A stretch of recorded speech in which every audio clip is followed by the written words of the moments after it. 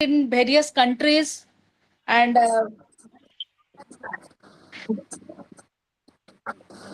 and he has guided us so much. And I think in the year of 2017 he has given us this idea, and we all were involved. And it is not that we are all doctors or medical person. We have so many persons from uh, various parts or domain of our professionals. And here we have one of the domain is history, culture, and archaeology, which is being led by Soham Datta and his collaborators like Tanya. And I think Tanya can introduce her friends. I may be confusing with name of those friends. And now I welcome Mr. Hemant Verma for a welcome note. Sir, Yeah. please. Sir, please. Thank you very much. Thank you very much. Am I audible to everybody? Yes, yes. Hello. We Am I we audible? have our guest speaker, Okay. Dr. Sandeep. Yeah. So, am I audible, Sandeep? Yeah. But Yeah. little bit volume is needed. Okay. Okay. Okay. So, first of all, a very warm welcome to Dr. Sandeep for his, taking time for addressing this particular session today.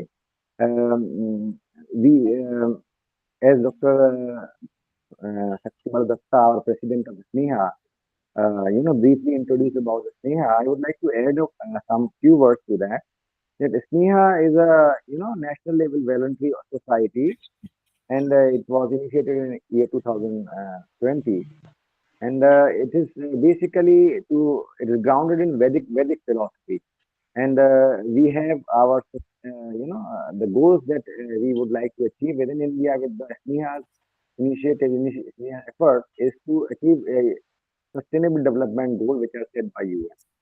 So there are several verticals in which SNEHA works: healthcare, environment, agriculture, capacity building, and so many. And one of them is, which is very innovative vertical, is this heritage, and tourism area, which is led by Mr. Soham Datta.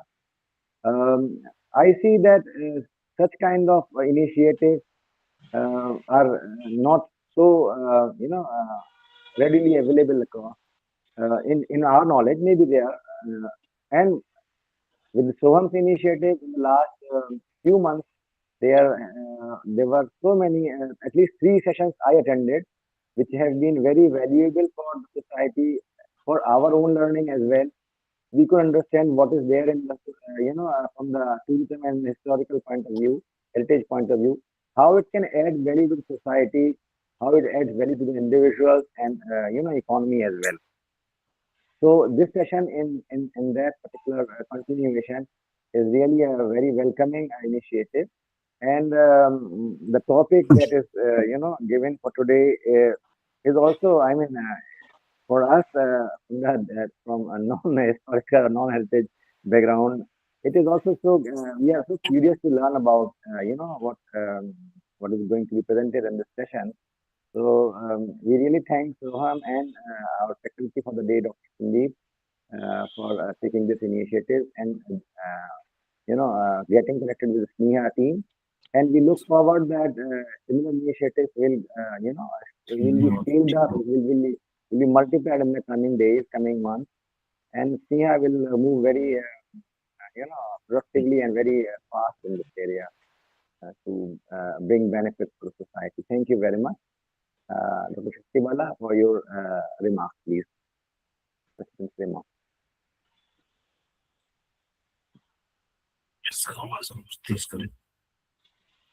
Dr. Shaktibala, would you like to add some remarks, please? Ma'am, you are muted. Ma'am, your Dr. microphone is Shaktiwala, off. Dr. Yeah. Shaktiwala, you are Thank muted. you. And Thank you. just one thing I want to add. After you, Tane will be telling about memoirs of Dehradun and Soon. Okay? Okay. Yeah, you can. Okay. Thank you. Okay, good evening, everyone. On behalf of SNEHA, the Society of Sustainable Development, I warmly welcome all of you to the second Lok Vimas webinar. Thank you for joining us for this evening. Today's session is titled Reading History in Written Word, Epigraphy, Heritage, and Historical Landscape of Doon. Bef- Before we begin, I request everyone to kindly keep themselves on a mute during our lecture to ensure a smooth session. And we will also conducting a Q&A session after the session ends or after Sir speaks. So I would like tell you about the Memoirs of Dune. Today's webinar is about organized on the Memoirs of Dune project and one of the SNEHA's heritage documentation initiative. Memoirs of Dune is a research documentation project focused on the historical, cultural, and ecological landscapes of Dune Valley. The central idea behind this initiative is simple yet important to document a lesser known histories of Dune before they disappear from the public memory. While Dehradun is often reduced to a modern city or a transient point to the hills, the valley possesses an extraordinary layered past, ranging from prehistorical settlements like early historical inscriptions to medieval shrines, colonial canals, and watermills. Though the field documentation, archival work, oral history, heritage walks, and research writings, Memories of Dune seeks to create a research understanding of the valley's historical fabrics, and today's session perfectly fits within it. Objectives. Not me, my two other friends, Purvi and Aradha, is also a part of this, and Soham is leading our project, and we have very much, or I can say, we have very intelligent interns who are working on this project. Okay. And we think history, we often think of texts, chronicles, and monuments, but history is also written in stone, metal, inscription, seals, and sacred landscape.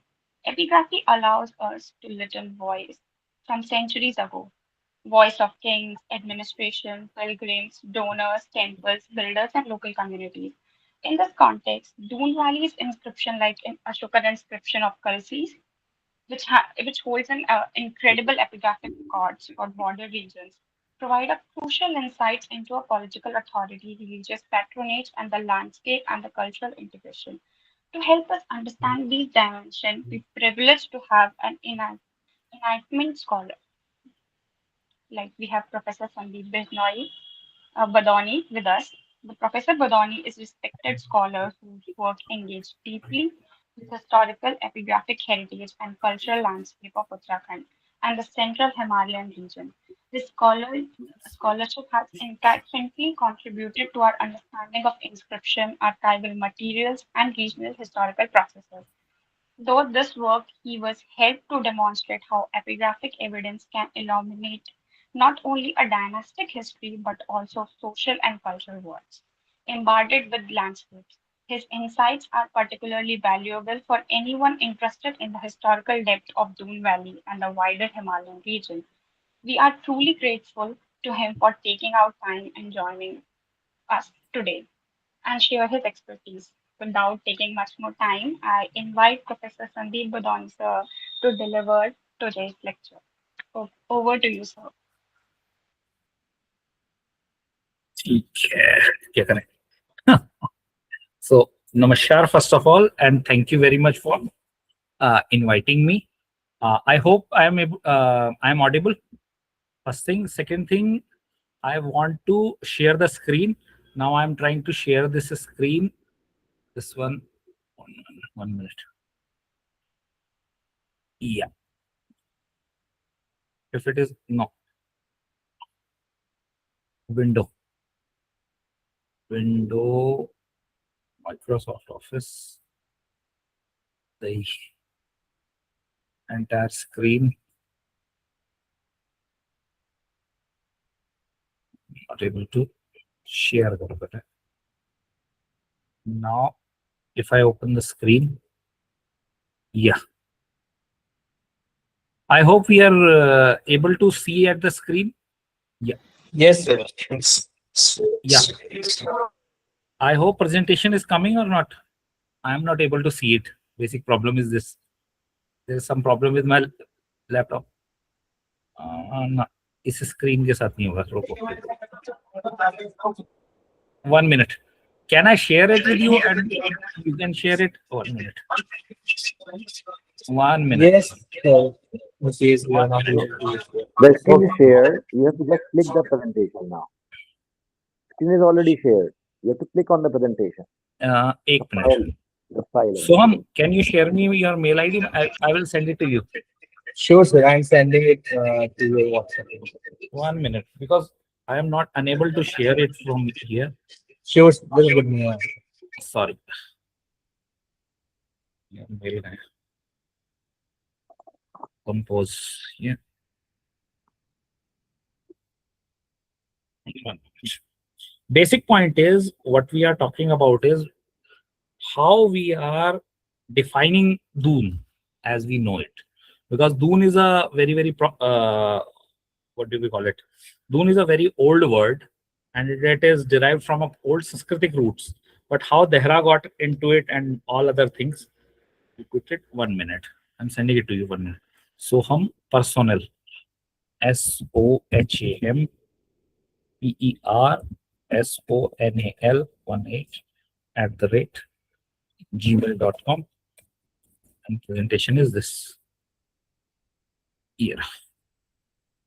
Now this is presentation. Desktop presentation. Presentation here. 1 minute. Second thing, downloads. This one. 2 things for sharing on screen. So first of all, what we are talking about is how we are trying to read history or read heritage or read epigraphy, or first of all, how we are going to define our Dune, so-called Dune. So my contents are, first of all, we are trying to get into introduction and nomenclature, how Dehradun was named, how Dehradun is defined, what are the main factors which have shaped its history, what are the main events, what are the developments, and what are the conclusions. Since the audience is very small, not a problem. If you want to elaborate, to be elaborate on some point, you can just what do you call it, come in the in between the presentation.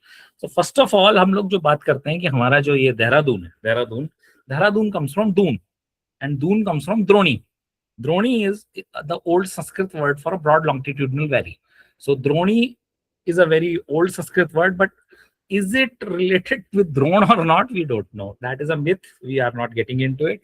Yes, there are issues that the southern part of Garhwal is associated with Brahaspati's Vanshaj, and that's why the southern Garhwal in Sanskrit literature is known as the Bharadwaj and Bharadwaj Janpad, and the northern was associated with Shukracharya, as we all know, Uttarkashi and the Ramai region, and also some parts of Himachal. They are related with Shukracharya and Shukracharya's Vanshaj, or Bhrigu, we can call it Bhrigu, this Bhargav. So we all know that Atharvan, the fourth Veda, which is not considered fourth Veda by many of the Brahmins. We all know Tiwaris are famous for it.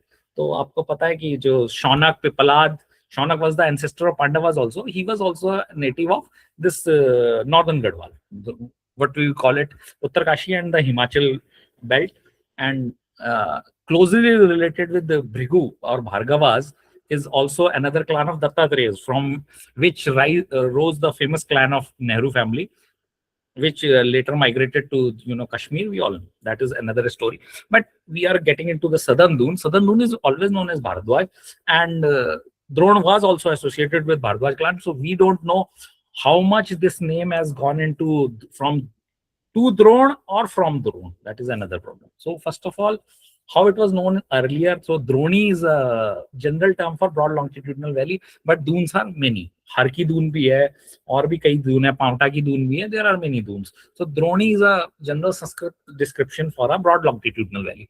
Now, where it comes from, Dehra.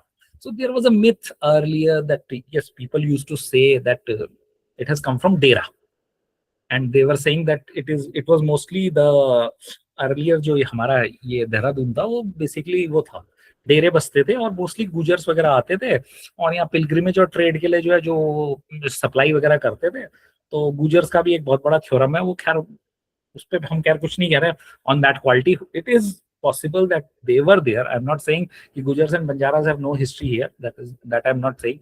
But Dehra word is not related to Dera. Dehra is a pure Punjabi word, and it is basically a, what do we call it, Western Punjabi word, which stands for Samadhi. And there were 4 Dehras, so it is a very recent word, because after the death of Guru Ram Rai in 1687, there is a Persian inscription of 1688, wala kahani hai, but Mata Punjab Kaur tried to build 4 Dehras. Now there are other controversies related to it. I'm not getting into it, but yes, his first wife never accompanied Guru Ram Rai here. So I'm not saying that first Mata is there, her tomb is there, but other 3 wives were there. I'm saying that. So the point is, the 4 Dehras are symbolic of her, and that whole monument is named after, modeled after Jahangir's tomb in Shahzara. We all know. We can look at, you can Google it and look at it. So the point is, Dehra and Doon, so they became what do you call it, compounded, and then it became a Dehradun. So Doons are many. Doon comes from Droni. Droni is a Sanskrit word. Another word, the Pahadi word for, at least Gadwali word, I will say, the 40 कोस माल. 40 कोस माल का basic ये है कि from Rishikesh to Khushhalpur जो यहाँ का वो होता था, गवर्नर होता था, वो 40 कोस की माल थी और उसे 1.25 लाख का टैक्स देना होता था. बेसिक ये पॉइंट है. उसके बारे में आपको if you want to read more I can show you, पर खैर वो मतलब बात की बात है. द पॉइंट इज, आपके बहीलेख हैं, जिन बहीलेखों में हमारे यहाँ के जो फेमस फैमिलीज हैं, वी ऑल नो, हमारे यहाँ की सबसे फेमस जो फैमिली है इधर लोअर गढ़वाल की है, वो पुंडीर है. Or Pundirs trace their ancestry from, what do you call it, from Pulsatya. Pulsatya, who was the grandfather of Ravan. So उनका बहुत पुराना हुआ है. पूरा वेस्टर्न यूपी में राजपूत भी होते हैं, गुजर्स भी होते हैं. Pundir is from Pundrik Rishi, and Pundrik Rishi was the descendant of Pulsatya. They openly in Gadwali they call it Pulatti Gotra, and Pulsatya was a rishi who used to pray at Badrinath, and his friend and brother was Agastya, who used to pray in Kedarnath. So that is another story. But yeah, so Pulsatya, we are closely related. Yes, Mayapur was also ruled by Pundir chieftains, Pundir Rajput chieftains, and Saharanpur, we all know, Saharanpur 1731 तक northern Saharanpur भी गढ़वाली राजा के पास ही था. तो 1731 तक ये जसमौर वगैरह जो है, जो आपकी शाकुंभरी देवी वगैरह, शाकुंभरी देवी जिनके कब्जे में थी, शाकुंभरी देवी पुंडी राजपूत के कब्जे में ही थी. उनके मकान जो जसमौर वेलम्स के सामने ही है अभी भी. तो जसमौर के जो है वो बड़े फेमस हुए हैं. How they were transformed in colonial times as military suppliers and other things, I am not getting into it. But basic point ये है कि यहाँ पे बहुत पुराने क्लान्स भी हैं, जिनका शायद गढ़वाल या आपका देहरादून के होने से पहले भी, बहुत पहले से ये लोग यहाँ एग्जिस्ट करते हैं. That I am not denying. Pundir Kanwali में भी हैं, पुंडीर नेगी ही आपका डालन वाला के भी नेगी हैं, डालन वाला के वो नेगी लिखते हैं, but they are also Pundir. फिर आपका क्या नाम है इसका, पुंडीर और भी बहुत जगह है देहरादून में, आई am not getting into it. तो फिर आप इसको माल बोलते थे. फिर हमारे जो नेपाली भाइयों से मध्य देश से मधेश बोलते हैं. फिर 5 परगने थे पहले, कल्याणपुर, बसंतपुर, सहजपुर, कैला खरक और Sauri Nawado. Kaila Kharak is another interesting point. Kaila Kharak means the temporary area, and Sauri Nawado. But then when British came, then it became Santaur, Kalyanpur, Basantpur, Sahajpur, and Saudi. So now the Santaur is very, very important. Santaur, even today, if you go beyond this Premnagar place and go towards Santla Devi, so there are remains there. And also there was a small gadi in Kotada Santaur. Now on that, government in its own wisdom decided to demolish it. Uttarakhand government is very, very wise. We are not getting into it because I will also get NSA. So at that time, our wise and honorable CM Narendra Tiwari ji was there, and whosoever opposed the demolition of old monuments, he was given an essay. So that is always there. Rulers, you cannot fight them. But Santor is also another thing. So Santor Paragna is the main Dehradun Paragna. The main Dehradun Paragna, even these 7 villages, legendary 7 villages, we will discuss them, which were granted to our Shri Guru Ram Rai. So they also fall in, most of them fall in Santor. And now we are talking about the neighbors. So first of all, Dehradun कौन है? Dehradun द्रोणी है, द्रोणी से दून है, और Dehra is a Punjabi word. So वो उसमें से मिक्स हुआ. 1687-88 से पहले इसका नाम नहीं है. बहुत लोग इसको पहले देहरा ही बोलते थे, बट उनकी स्पेलिंग अलग होती थी, DEYRAH. तो उससे कुछ लोगों को कंफ्यूजन हुआ कि ये डेरा से निकला है. लेकिन और वहाँ यहाँ गुजर बसायत बहुत सारे थे, खरक बहुत सारे थे. खरक सार basically temporary settlement. So it got into कि मतलब ये डेरा से आया होगा, लेकिन इसका कोई वो नहीं है. अगर आप इंस्क्रिप्शंस देखेंगे, श्री गुरु रामायण इंस्क्रिप्शंस, जो सबसे पहले हमारे काम्बोज साहब ने छापे थे, BP Kamboj, he was a art historian, and wall paintings of Shri Guru Ram राय दरबार. So we are very clear, and also Prem Hari Harlal. I'm sorry, because Prem Hari Harlal popularized the concept that Dehra is not derived from Dera in Doon Valley down the ages. So first of all, we are talking about this. Another thing is how Doon is defined. So Dehradun, if it is defined in Rishikesh, is defined inside it, and Khushalpur. But after Khushalpur, what lies? Then it is, Chaudpur and this one, what do you call it? Chaudpur and Jaunsar will come. Jaunsar and Babar. There are 2 paragnas. If we are going to other side, it is Haridwar. Haridwar, mostly the paragna's name was Chandi, but also many times people call it Mayapur. So basically, we are talking about around 8 paragnas in the plain areas of Garhwal, which are contributing a disproportionate part of money. Because Garhwal, I will go into into the economic, economic system of Garhwal region. So Garhwal kings were very different from other kings. What they were trying to do was, what they were trying to do were कि वो agricultural tax पे कम लगा रहे थे, अठ्यूड लगा रहे थे. अठ्यूड means they were getting into only 12.5% of taxation. So what they did was they tried to encourage people to trade through their state, and what they did was 6% tax, 6.25%, 6.25 to 8% entry tax. That was Jagat. So many people have in their surname Jagati. Jagati is a very good word. Bisatvi, who were the purchasers for the king, who used to purchase for king any needs. So Bisati and Jagati are common surnames in Rajput, as we saw in childhood. Now Jagati and Bisati, nobody writes. People write Negi or Rawat or whatever were their surnames earlier. But Jagati and Bisati. Jagat means the entry tax. So Jagat was a very good entry tax. So we all know that out of Garhwal's total revenue, only 2 lakh used to come from agricultural revenue. So out of 6 lakh, it is Srinagar Garhwal, and that 6 lakh हिस्सा, that जो 6 लाख का जो हिस्सा है, उसमें से भी आप ये समझ लो कि 1.25 और 1.25 या टोटल 8 लाख ले लो. 8 लाख में से 1.25 will come from Garhwal and 1.25 will come from Kodwar, Saland. So 2.5 is very, very big portion, because Garhwal had around 24 paragnas, but only 2 paragnas are getting 2 तो नहीं कहूंगा, देहरादून में 5 हैं और उसमें भी 2-3 है, क्या नाम है उसका, तो वो लोग मिला के जो है वो काफी बड़ा हिस्सा दे देते थे. तो ये बहुत बड़ा रीच है. इसीलिए मुगल्स का जो है इन पे एक प्रेशर भी था. पहाड़ पे ये कुछ नहीं कर सकते थे. पहाड़ में तो उनका तिब्बत के साथ ट्रेड का कोई मतलब नहीं था. और हरिद्वार एक was the biggest trading centre of north India. यहाँ पे हॉर्सेज आते थे, क्योंकि जो हॉर्सेज होते थे, हॉर्सेज यहीं से जाते थे. अगर आप पीके घोड़े वगैरह को पढ़ेंगे, परशुराम कृष्ण घोड़े, तो हॉर्स ट्रेड में सबसे बड़ा इंपॉर्टेंट पार्ट आपका ये है, क्या नाम है इसका, हरिद्वार है. लेकिन उसमें भी प्रॉब्लम ये थी, क्वालिटी का बहुत बड़ा इशू है. 200 रुपीज वगैरह बहुत बड़ी रकम थी घोड़ों के लिए. और स्पेनिश डॉलर्स वगैरह भी मिले थे 1808 में, जब रेपर यहाँ आया था. वी ऑल नो, जब वो गंगा का को ढूंढने आए थे.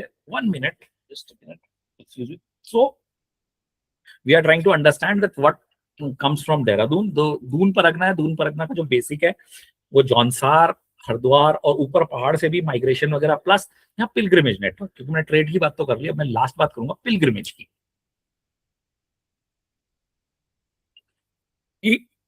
देहरादून के बगल में ही आपके सत्यनारायण मंदिर है, जो आपका जो है सोंग और सुसवा, देयर वर 2 रिवर्स, और वहां पर जो है क्या नाम है, वहीं से यात्रा शुरू होती थी। पहले जो है चट्टी जो होती थी, जो पैदल यात्रा, chatti is a Tamil word but we adopted it in Himalayan fashion.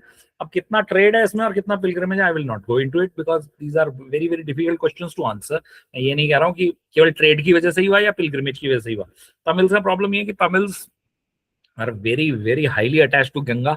They do the Gangotri yatra twice. उनको पहले गंगा जाना होता है, फिर गंगोत्री से वो उसका गंगा जल लाके रामेश्वरम में चढ़ाते हैं, फिर रामेश्वरम का नारियल लाके फिर उसको रेत से भर के फिर इधर फोड़ते हैं। तो वो तो खैर अलग ही चीज है। उनके यहाँ टाइटल भी था गंगई कुंड, मतलब गंगा को जीतने वाला। तो खैर उनका बहुत बड़ा इशू है। फिर तमिल वर्ड्स जो है वो जो गढ़वाली में आए हैं वो बहुत बड़ा क्वेश्चन है। उस क्वेश्चन पे भी हम जवाब नहीं दे सकते ज्यादा। उक्कू जो प्योर स्टील के लिए, वुड स्टील के लिए वर्ड यूज होता है, वो पहाड़ी का वर्ड बन गया था जो मेटल वर्कर्स थे। उक्कू जो है नेपाल में भी है, हमारे यहाँ गढ़वाल में भी है। जो तो इस वजह से मैं ये नहीं कह रहा हूँ। जो तमिल्स हैं, तमिल हाउ दे इफेक्टेड, और साउथ इंडियंस और Bengalis how much they affected Uttarakhand, that is another subject and for another presentation. I'm not getting into it, but please try to understand that Dehradun is also shaped by trade, entry point to bigger things. Hardwar was a bigger town as a trade center. I'm not denying it because in, अगर आपको याद हो तो 1796 में भी जो कुंभ fair हो रहा है, तो उसके साथ साथ ईस्ट इंडिया कंपनी, जैसे जोस गोमन्स ने लिखा है, जोस गोमन्स ने ईस्ट इंडिया कंपनी का ओरिजिनल पेपर पढ़ के यही कहा था कि हॉर्स ट्रेड में East India Company wanted to know whether these people, how many chiefs are buying how many horses in Haridwar fair. तो हरिद्वार इज इंपॉर्टेंट, उससे मैं मना नहीं कर रहा हूँ। अब वो अलग पॉइंट है कि उसको किस तरह से इफेक्ट किया गया और क्या नहीं किया गया, उसमें मैं बाद में जाऊंगा। But first of all summing up, हम जो देहरादून की बात कर रहे हैं, Dehradun is coming from a old tradition. मैं ये नहीं कह रहा हूँ Droni is very very old, I am not getting it. Dehra is a know what you call it, a relatively modern influence, 1687 और 1688। बट इस घाटी को पहले क्या कहा जाता था वो बहुत बड़ा क्वेश्चन है, क्योंकि हम लोगों ने कहा इसको 40 कोस माल भी कहा गया है। अगर हम पेपर 1785 का इंस्क्रिप्शन देंगे तो ये 40 कोस माल भी कहा गया है। अब 40 कोस माल की डेफिनेशन तो वही है आपका, क्या नाम है उसका, ऋषिकेश से खुशहालपुर। बट खुशहालपुर के परे क्या है, तो मैं कहूंगा एक तो चौड़पुर वगैरह ये सब के तो जौनसार बाबर में ही गिने जाते थे। पर जौनसार बाबर में भी कितना पोर्शन गढ़वाल का था और कितना पोर्शन सिरमौर का था, this is another question, because Garhwalis and Sirmauris were fighting for it. First of all अगर हम उसमें बात करेंगे, वो क्वेश्चन हमेशा ही रहेगा, उस क्वेश्चन में हम जान ही रहे। बट ये जो देहरादून है, जिसको सो कॉल्ड देहरादून, इसमें हम बेसिक हम जो चीज करते हैं, अगला नेक्स्ट स्लाइड करते हैं, उसके बाद हम बात करते हैं। तो नेक्स्ट स्लाइड प्लीज। तो हम तो अगला जो हमारा ये है, ये तो हमारे मेन फैक्टर्स क्या हैं जिन वजह से इन पे हमारे यहाँ इसकी जो हिस्ट्री है उस पर इफेक्ट पड़ा है। पहला तो इन्वेजन्स है। इन्वेजन्स में जो सबसे पुराने इन्वेजन्स है उनके बारे में तो हमारे को नहीं पता है, I will not get into it.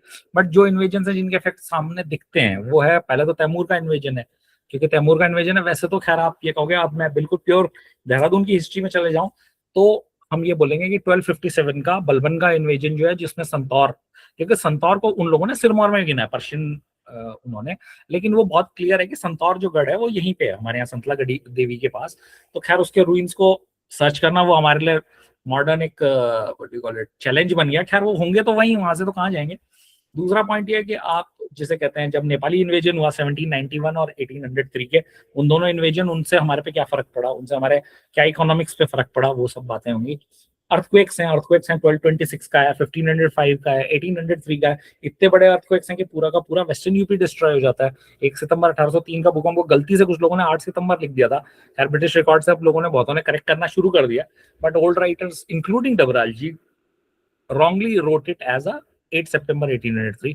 फिर उसके अलावा बीच के भी अर्थक्वेक्स हैं, जो नंदाष्टमी का भूकंप है 1780 का, उसके बारे में बात नहीं होती। 1 अप्रैल 1727 का एक और श्रीनगर का बहुत भयानक भूकंप है, उनसे देहरादून पे कितना इफेक्ट पड़ा हमें बहुत ज्यादा चीजें नहीं पता है। मैं ये नहीं कह रहा हूँ कि we are what do we call it, हम लोगों को कितना पता है वो भी हमारे को मतलब बहस करनी पड़ेगी। आई am not getting into it. पर हाँ, 1803 का अर्थक्वेक का हम ये मान के चल रहे हैं कि 8 के जो अर्थक्वेक हैं उन्होंने सबने देहरादून की पॉपुलेशन को डिस्ट्रॉय किया है। 1803 के अर्थक्वेक ने तो we all know how it destroyed even Delhi. उन्होंने दिल्ली में भी जो है, क्या नाम है उसका, कुतुब मीनार के ऊपर की मीनारों को नष्ट कर दिया था। आपका जो है, क्या नाम है, अलीगढ़ में डिस्ट्रक्शन किया। अलीगढ़ में इतना डिस्ट्रक्शन किया था कि Marathas and British got into क्या कहते हैं उसे, युद्ध विराम क्या बोलते हैं उसे, मतलब सीज फायर हो गया था उनका, उन्होंने कहा लड़ाई नहीं करते, छुट्टी करो, लॉर्ड लेक को जीतने दो। Marathas was so shell shocked by so much devastation. Mathura में बहुत बड़ा earthquake का डिस्ट्रक्शन हुआ, इलाहाबाद में घड़ी गिरी। इलाहाबाद अगर आप सिटी म्यूनिसिपल म्यूजियम में देखेंगे तो घड़ी है अभी भी। और कलकत्ता में वो बोल रहे हैं, बनारस में तो लोग अनंत चतुर्दशी के स्नान के लाए थे, सब बह गए। और ये सब चीजें खैर, बट बेसिक पॉइंट है कि इन्वेजन्स, अर्थक्वेक, फिर इकोनॉमिक चेंजेस हैं। इकोनॉमिक इफेक्ट कहाँ से जा रहा है? पहले हम 64 पैसे के रुपए की बात कर रहे हैं, या रुपए की बात भी नहीं कर रहा हूँ मैं, पहले हम एक बार्टर इकोनॉमी में जा रहे हैं। बार्टर इकोनॉमी में हम मिर्च, सामान, घोड़े, इस तरह की बातें कर रहे हैं। उसके बाद अंग्रेज आते हैं, मतलब खैर कैश तो हमारे पास था, मैं ये नहीं कह रहा हूँ कि कैश बिल्कुल नहीं था, बट अंग्रेजों ने जो कैश को कंपलसरी किया, जो हम पे अत्याचार किए, मैं ये तो नहीं कहूंगा कि इस एरिया में जो है बाकी चीजों में उन्होंने कोई बहुत ज्यादा वो जाती की, लेकिन जो उन्होंने सबसे बड़ा अत्याचार किया, people were force to take cash, and cash की वजह से जो है मनी लेंडर्स का जो राइज हुआ बहुत बुरी तरह से उत्तराखंड की इकोनॉमी में, और money lenders became intermediaries because there were two problems. हमें पता है कि लोगों के पास एक तो कैश था नहीं, तो उन लोगों ने जो है उसको कैश में कन्वर्ट करने के लिए एक एजेंसी आ गई, मिडिल मैन आ गया, वो बड़ा पंगा हुआ। और दूसरा प्रॉब्लम ये था कि हमारे यहाँ सबसे बड़ा पॉइंट ये था, जिनके पास ट्रेडिंग नेटवर्क और जो ये मनी लेंडर थे, ये पहले से ही इनके पास एक ट्रांसपोर्टेशन नेटवर्क थे जो और लोगों के पास नहीं थे। तो अगर आप राइस वगैरह कुछ भी भिजवाना था तो उसकी कीमत 2.5 गुना तक हो जाती थी, उत्तरकाशी और श्रीनगर के बीच में ही। तो इसका मतलब है कि बहुत सारे लोगों को इंटरमीडिएशन और जो वो था, क्या नाम है उसका, आपका प्रॉफिट कमाने का जो बड़ा मौका मिला, वो इकोनॉमिक सिस्टम चेंज ब्रिटिशों ने जो इस तरह चेंज किया, क्योंकि उसी की नकल में फिर हमारे यहाँ राजा भी वापस भी आ गया, तो राजा ने भी वही किया। तो 16 आने में से 14 आने अगर आप कैश में लोगे, तो हमारे यहाँ का पूरा एक जो इकोनॉमिक चेंज हुआ है वो बहुत बड़ा चेंज हुआ है। क्योंकि अंग्रेजों ने, मैं ये नहीं कह रहा हूँ कि अंग्रेजों ने यहाँ पे लोगों को किसी को मारा या वो किया, लेकिन हाँ, अंग्रेजों का जो पूरा सिस्टम चेंज करने की जो इच्छा थी, जो भयानक वाला चेंज किया उन्होंने, उस पे बारे में बात होनी चाहिए, क्योंकि British affected heavily the things. ये भी कह सकते हैं कि उन्होंने कई सारी चीजों में हमारे को हेल्प भी की, ऐसा नहीं कह रहा हूँ, लेकिन जो उनका इकोनॉमिक जो डिवास्टेशन है, वो कॉलोनियलिज्म के जो इफेक्ट है उनमें सबसे भयानक रूप से दिखता है हमारे हिमालयाज में। स्पेशली मैं हिमाचल वगैरह की भी बात करूंगा, क्योंकि कैश इकोनॉमी का मतलब था कि आप जिसके पास कैश होगा वो इंटरमीडियरी बन जाता है स्टेट का, क्योंकि स्टेट और पीपल के बीच में, और वो हुआ है, वो पूरा हिमाचल में भी हुआ है, हमारे यहाँ भी हुआ है। मैं नेपाल के लिए भी वही कहूंगा, मैं ऐसा नहीं कह रहा। तो उन्होंने जहाँ जहाँ कैश इकोनॉमी को इंट्रोड्यूस जबरन किया, मैं ये नहीं कह रहा, अगर वो ग्रेजुअली करते तो अलग बात थी। अब आप ये भी बोल सकते हो कि उस टाइम के लोग कैसे थे, ये भी बात है, क्योंकि आप अंग्रेजों के जो शुरुआती कमांडर थे वो सबके सब एक सोच के साथ आ रहे थे, और शायद काफी हद तक वो सबके सब what you call it, echo chamber वाली जो कंडीशन बोलते हैं हम सोशल मीडिया में, वो आज कंडीशन थी वहाँ। क्योंकि अगर आप कोलब्रुक की बात करते हैं तो कोलब्रुक की सगी बहन का लड़का ट्रेल जो है वो यहाँ का पहला यानी दूसरा कमिश्नर बना। पहला कमिश्नर तो गार्डनर साहब थे। अब ये गार्डनर, कोलब्रुक, ये सारे के सारे वही स्कॉटिश वगैरह फैमिलीज हैं जिनके काफी यहाँ क्लोज रिश्ते थे। तो स्कॉटिश आयरिश जो क्लिक था, आर्मी में नौकरी करते थे और ये सब बातें। अब वो 1792 में पैदा होगा ट्रेल, तो ट्रेल ने अब 24 साल के अंदर ही वो बन गया। खैर देहरादून भले ही मेरठ कमिश्नरी में था, क्योंकि उन्होंने गढ़वाल के 3 टुकड़े कर दिए थे, बट फिर भी अंग्रेजों ने जो है बहुत इफेक्ट डाला, और उन इकोनॉमिक चेंजेस का इफेक्ट पड़ता है। और 1803 के भूकंप के बाद क्योंकि ये खाली था, तो उन्होंने शुरुआत में जो है यहाँ पे लोकल एलिट पुंडीर्स को कहा कि तहसीलदार बनो। फिर उन्होंने ईश्वरी सिंह को बुलाया सहारनपुर से, वो भी फॉर्मर गढ़वाली हुआ 1731 तक, तो वो भी गढ़वाल का ही हिस्सा था, देवबंद वगैरह तक भी। तो कई सारी चीजें हुई, लेकिन जो इकोनॉमिक चेंजेस थे वो डिवास्टेटिंग थे, मैं ये कहूंगा बहुत बेसिक। अंग्रेजों के जो चेंजेस थे उन्होंने पूरी तरह से देहरादून को चेंज करने की कोशिश की। उसके बाद उन्होंने अंग्रेजों ने वो भी लाने की कोशिश की, जो ग्रांट्स वगैरह दिए, यहाँ जो लैंड में ग्रांट्स लिखे हुए हैं वो सारे यूरोपियंस को ग्रांट्स दी गई थी। भले ही वो एक्सपेरिमेंट फेल रहा और उसके बाद वो लैंड किसी और को देनी पड़ी, लेकिन वो भी एक एक्सपेरिमेंट था कि जो बता रहा है कि कितना हद तक देहरादून उनको पसंद था। फिर सेंटर ऑफ ग्रेविटी क्या है? सेंटर ऑफ ग्रेविटी का मेरा मतलब ये है कि पुराने टाइम में जब राजा थे, तो राजाओं ने जो है पृथ्वीपुर और उधर का जो एरिया है, जिसको आज हम पछवा दून कहते हैं, पिछड़ावा दून कहते हैं, उस एरिया में अपना राजधानी रखी हुई थी। फिर बाद में धीरे धीरे करके मेहनत की जो वो है इंपॉर्टेंस बढ़ी, तो वो धीरे धीरे करके देहरा बीच में आने लगा। फिर मतलब ये जो आज का देहरादून है वो बिल्कुल सेंटर ऑफ ग्रेविटी बिल्कुल अलग हो चुकी है। दून वैली पहले अलग तरीके से डिफाइन थी और अब अलग तरीके से डिफाइन है, ये बात कहूंगा। अगला जो पॉइंट है वो है मिलिट्री रिक्रूटमेंट।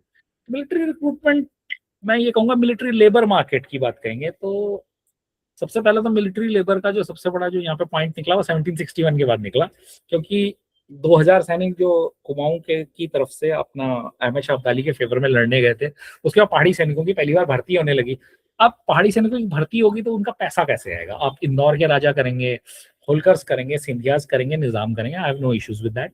उन्होंने जब पहाड़ी सैनिकों को भर्ती करना शुरू किया तो फिर वही बात आई, वहां से मैं कहूंगा वहां से भी साहूकारों का एक इफेक्ट पैदा होने लगेगा, क्योंकि उनकी जो तनख्वाह आएगी वो तनख्वाह थोड़ा सा कमीशन लेके साहूकार जो है उसको रिमिट करेंगे। और यहाँ के जो नजीबाबाद के साहूकार हैं वो बड़े फेमस थे, वो गांव-गांव में जो है उनके नेटवर्क थे, वो नेटवर्क पिलग्रिमेज में भी काम आते थे और ये सैलरी वगैरह देने के लिए भी काम आते। फिर मिलिट्री रिक्रूटमेंट का एक और स्टेज शुरू हुआ जब 1815 में अंग्रेज यहाँ आने की शुरू हुआ, तो अंग्रेजों ने सबसे पहले क्या किया कि अपना सबसे पहले जो है गोरखाओं से ही काफी सारे को डेजर्ट करवाने की कोशिश की गई। उन्होंने डेजर्ट करवाया तो उसको नसरी आर्मी कहा गया, नसरी मतलब ऑक्सिलरी आर्मी। फिर उन्होंने कुछ सिरमौर में भर्ती किए, कुछ कुमाऊं में भर्ती किए, तो यहाँ 3 गोरखा रेजिमेंट थी, तीनों गोरखा रेजिमेंट को डबल डबल बटालियन का किया गया, तो 2-2 हजार सैनिक हो गए, तो 6,000 सैनिक हो गए, पर उन्हें तनख्वाह कम देनी थी, तो शुरुआत में तो उन्होंने उनको वैसे रखा। फिर 1839 के आसपास जब और जगह विद्रोह वगैरह हुआ अम्बाला वगैरह में, तो उन्होंने इनको परमानेंट तनख्वाह दी, तो उससे भी यहाँ पे बहुत बड़ा अंतर पड़ेगा, क्योंकि आप पहले किसी को 75 रुपीज सैलरी 75% सैलरी दे रहे थे, फिर 100 दी, तो 33% तो आपका पैसा बढ़ ही गया, वो तो खैर नेचुरल है, मैं उसमें नहीं जा रहा हूँ। लेकिन बेसिक पॉइंट है कि मिलिट्री रिक्रूटमेंट का बहुत बड़ा इफेक्ट पड़ा है। फिर अगर आप ये कहते हैं 1840s 50s में जब आपकी 4th और 5th गढ़वाल भी यहाँ भर्ती हुई, फर्स्ट 3 गढ़वाल में पुराने गोरखा डिजर्टर्स और उनकी औलादें ही रही, पर 4th और 5th गढ़वाल में फिर यहाँ का लोकल रिक्रूटमेंट बढ़ने लगा। बल्कि मैं तो कहूँगा फर्स्ट गढ़वाल में भी धोरण के डोभालों का नाम है, वो मैं आपको बता सकता हूँ। धोरण जो है यहाँ पे एक टाउन है, ये क्या कहते हैं देहरादून में बहुत छोटा हुआ है, तो वहाँ के डोभाल जो थे उनको टीरी में थे वो बेचारे, तो उनको उन्हीं के जो फैमिली मेंबर थे उन्हें परेशान करके भगा दिया, तो फिर वो यहाँ बस गए। खैर वो अलग कहानी है, वो लंबी कहानी हो जाएगी। पर मिलिट्री रिक्रूटमेंट एक बहुत बड़ा इफेक्ट है, क्योंकि उससे यहाँ पे मनी आने लगी। क्योंकि यहाँ पे मनी आने के तरीके क्या है, एक पिलग्रिमेज है, एक ट्रेड है, और मिलिट्री रिक्रूटमेंट एक और तरीका है जिस तरीके से आप कर सके। एक्सक्यूज। फिर बाद में जब आप कहते हैं डोगरा रेजिमेंट में भी आपकी भर्ती होगी, अब 10 जगह और भर्ती होगी, गढ़वाल राइफल्स अलग हो जाती है 1887 में, तो उससे यहाँ पे फर्क पड़ता है। तो एक बड़ा चेंज है। Military recruitment is a big factor in Doon valley for because money coming is coming from it.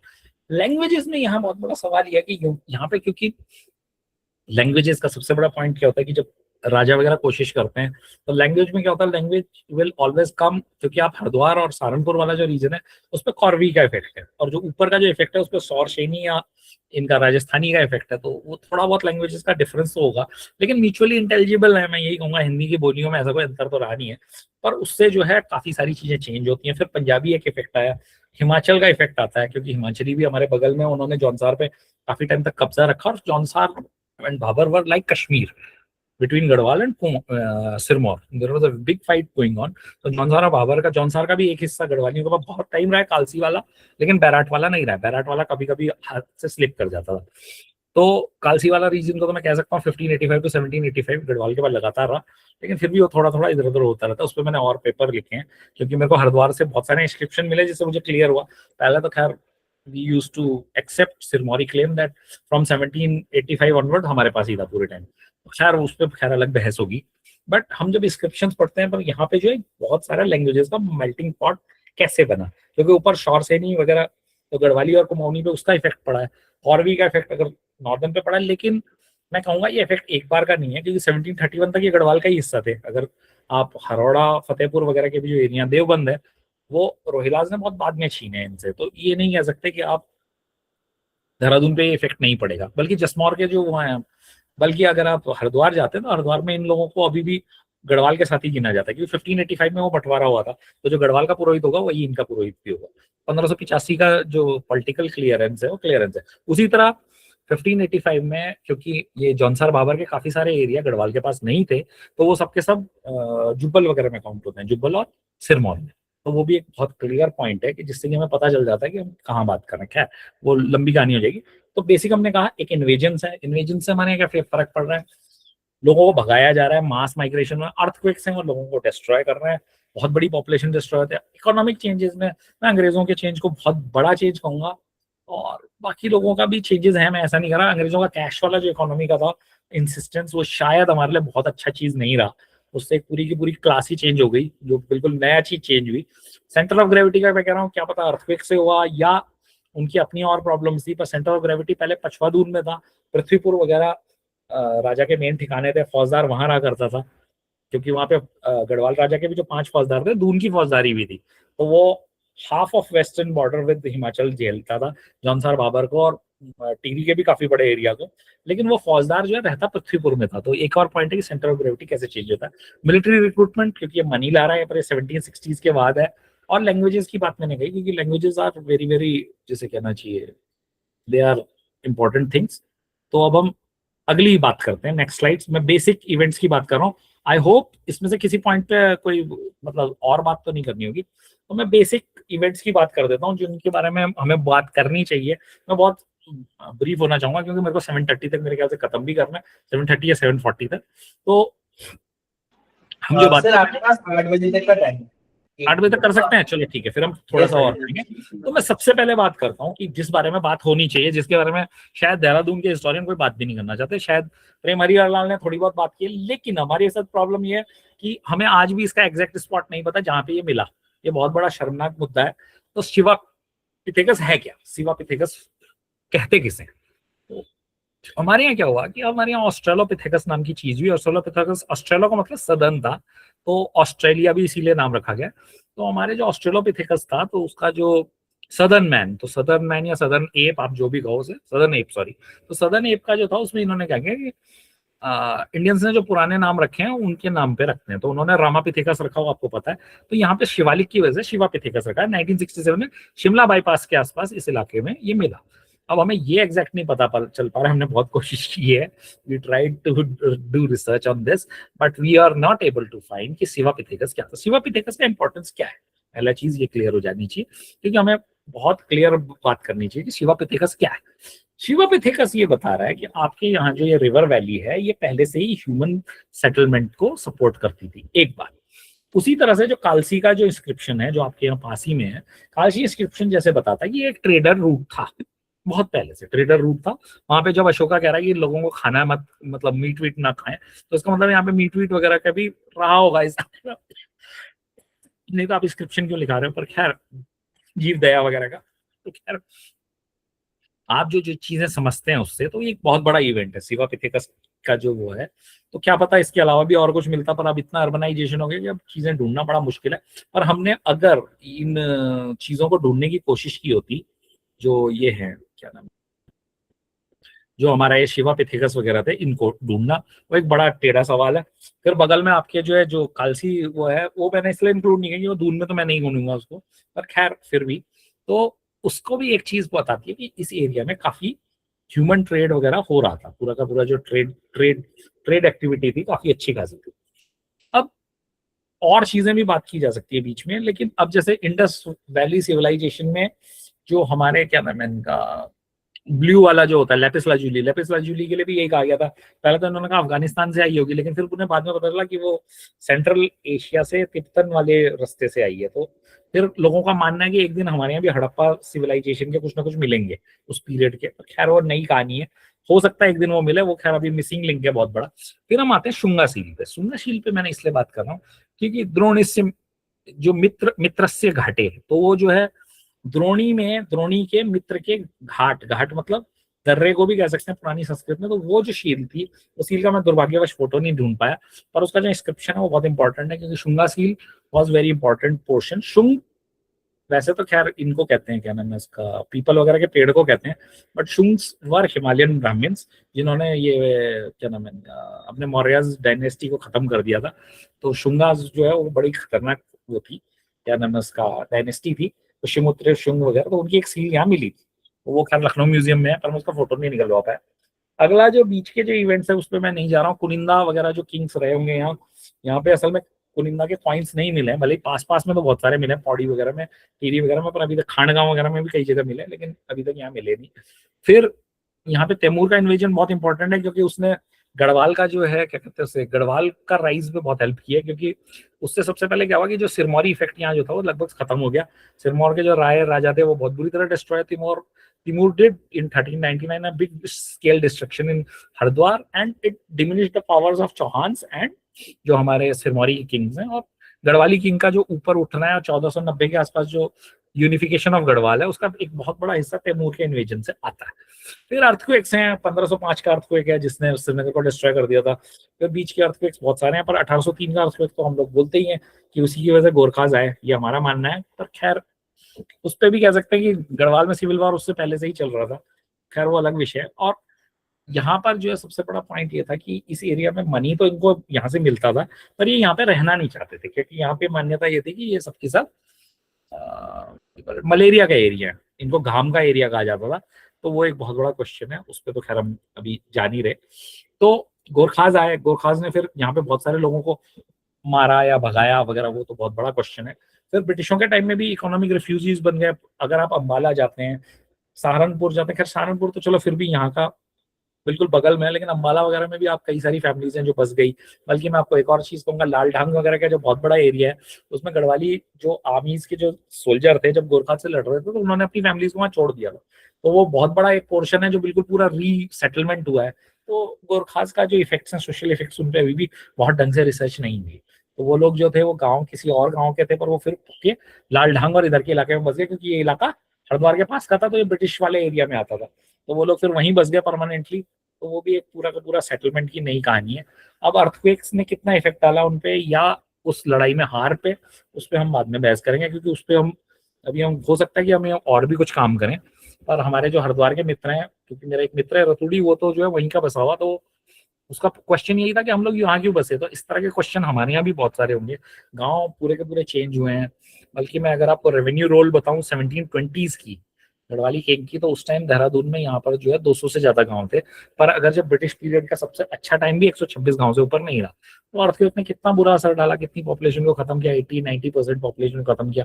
और हम उससे क्या सीख सकते हैं? हम इतिहास सावित्री की बात करते हैं। इतिहास सावित्री इज अ कॉन्सेप्ट कि हम इतिहास से हम क्या लर्न कर सकते हैं, या क्या हम वो कर सकते हैं, क्या नाम है इसका, what do you call it, हम लोग क्या उससे लर्निंग कर सकते हैं? क्या हम भूकंप रोधी मकान बनाने चाहिए? क्या हम सस्टेनेबल काम करना चाहिए? क्या लकड़ी और पत्थर के जॉइंट मकान बना के हम जापानीज थोड़ा टाइप का architecture, Japanese modern architecture type का कर सकते हैं? तो हमारी सोच है। फिर ब्रिटिशों का पॉइंट है कि ब्रिटिशों से हम क्या सीख सकते हैं। मतलब ब्रिटिश ओवरऑल, मैं ये नहीं कह रहा हूँ कि दे वर वेल मीनिंग और नॉट, बट पॉइंट इज कि उनके कई सारे काम जो थे वो वहां पे चले जाते थे, क्या बोलते हैं उसे, what do you call it, वो लोगों को कंसल्ट नहीं करते थे।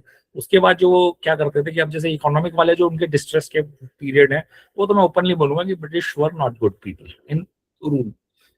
भले वो हमारे यहाँ से ज्यादा ऑनेस्ट है, मैं मना नहीं कर रहा, उनके बनाए हुए सामान बहुत टाइम टिके हैं। उन्होंने रेलवेज भले ही अपने मिलिट्री ट्रेडिशन के लिए बनाई हो, और उसने हमारे भी सोसाइटी में काफी सारी भेदभावों को खत्म करने में हेल्प की है, मैं मना नहीं कर रहा। लेकिन ब्रिटिशों का सबसे बड़ा प्रॉब्लम जो रहा, ब्रिटिशों का और गोरखास का दोनों का ही है कि वो शायद हमारे यहाँ उतने कंसल्टेटिव नहीं रहे, जो किंग्स, हमारे किंग्स के मुकाबले। और वो लोगों पे लादने वाली बात जो है, वो लादने वाली बातें तो बहुत सारी हैं ही उनकी, इकोनॉमिक्स में शायद ज्यादा है, और रिक्रूटमेंट वगैरह उन्होंने बहुत सारे काम किए जो उनकी अपनी मर्जी चली, उनका कोई लॉजिक वॉजिक नहीं था, पर खैर वो अलग बात है। फिर अब पोस्ट जिसे कहते हैं, अगर आप पोस्ट इंडिपेंडेंस पीरियड में भी देखेंगे, तो पोस्ट इंडिपेंडेंस पीरियड में भी बहुत सारे जिसे कहते हैं चेंजेस हुए। अगर आप उन चेंजेस को कवर करते हैं, सबसे पहला चेंज जो है, जिस चेंज को हम लोग मानते हैं बहुत बड़ा चेंज है, कि एबोलिशन ऑफ जमींदारी। अब हमारे जमींदारी भी दो तरह की है, क्योंकि एक थी इंडिविजुअल जमींदारी थी। हमारे यहाँ उत्तराखंड में king never wanted to give zamindari at one place. हमारे किंग के साथ सबसे बड़ा प्रॉब्लम था ठेकबंदी। मतलब उसका जो एक इकोनॉमिक सिस्टम था, उसमें यह था कि वो जमीन जो है, अगर 80 रुपए की आपकी जमीन देगा, तो वो 22 रुपए की जमीन देहरादून में देगा, फिर वो उत्तरकाशी में देगा, फिर चमोली में देगा। तो उसमें पैसा इकट्ठा करने में ही बहुत प्रॉब्लम आती है। मतलब जमींदार वर नॉट दैट रिच। लेकिन जो जमींदारियां इनकी मंदिरों की थी, वो काफी अच्छी खासी थी। अब वो मंदिरों की जमींदारी को कहाँ तक डिस्ट्रॉय किया जाना चाहिए था, और उसने कितना हमारी इकोनॉमिक पे इफेक्ट डाला, वो अलग क्वेश्चन है। उससे बहुत बड़ा फर्क पड़ा है, और उससे कितना माइग्रेशन पे फर्क पड़ा है, क्योंकि माइग्रेशन का वो एक बहुत बड़ा हिस्सा बन गया। क्योंकि जब तक मंदिरों की जमींदारी थी, लोगों के पास ओनरशिप राइट्स नहीं थे। तो मंदिरों की जमींदारी थी, तो उनके पास क्या, उनको थोड़े से ओनरशिप राइट देके और मंदिरों को रख के, हो सकता है हम क्या उसको रोक सकते हैं माइग्रेशन, वो अलग क्वेश्चन है, उसमें मैं नहीं जा रहा हूँ, क्योंकि ये बड़ा बड़ा क्वेश्चन है। फिर तिब्बत ट्रेड क्लोजर हुआ। तिब्बत ट्रेड क्लोजर की वजह से हमारे यहाँ बहुत सारे जो विलेजेस थे, उनका इकोनॉमिक जो सेंस था वही खत्म हो चुका। तो वो एक बहुत बड़ा क्वेश्चन है। फिर लिंग्विस्टिक पॉलिसी चेंज 1957 ऑनवर्ड्स जो है, यहाँ पे हिंदी ला दी गई। यहाँ की जो लोकल लैंग्वेजेस थी, उनको साफ कर दिया गया। खैर मैं किंग से, खैर कई लोग बोलते हैं कि हमने राजा की वजह से ऐसा किया, पर खैर अगर राजा की किताबें आपको चेंज करनी है, या ब्रिटिशों की भी किताबें चेंज करनी है, that is not the question.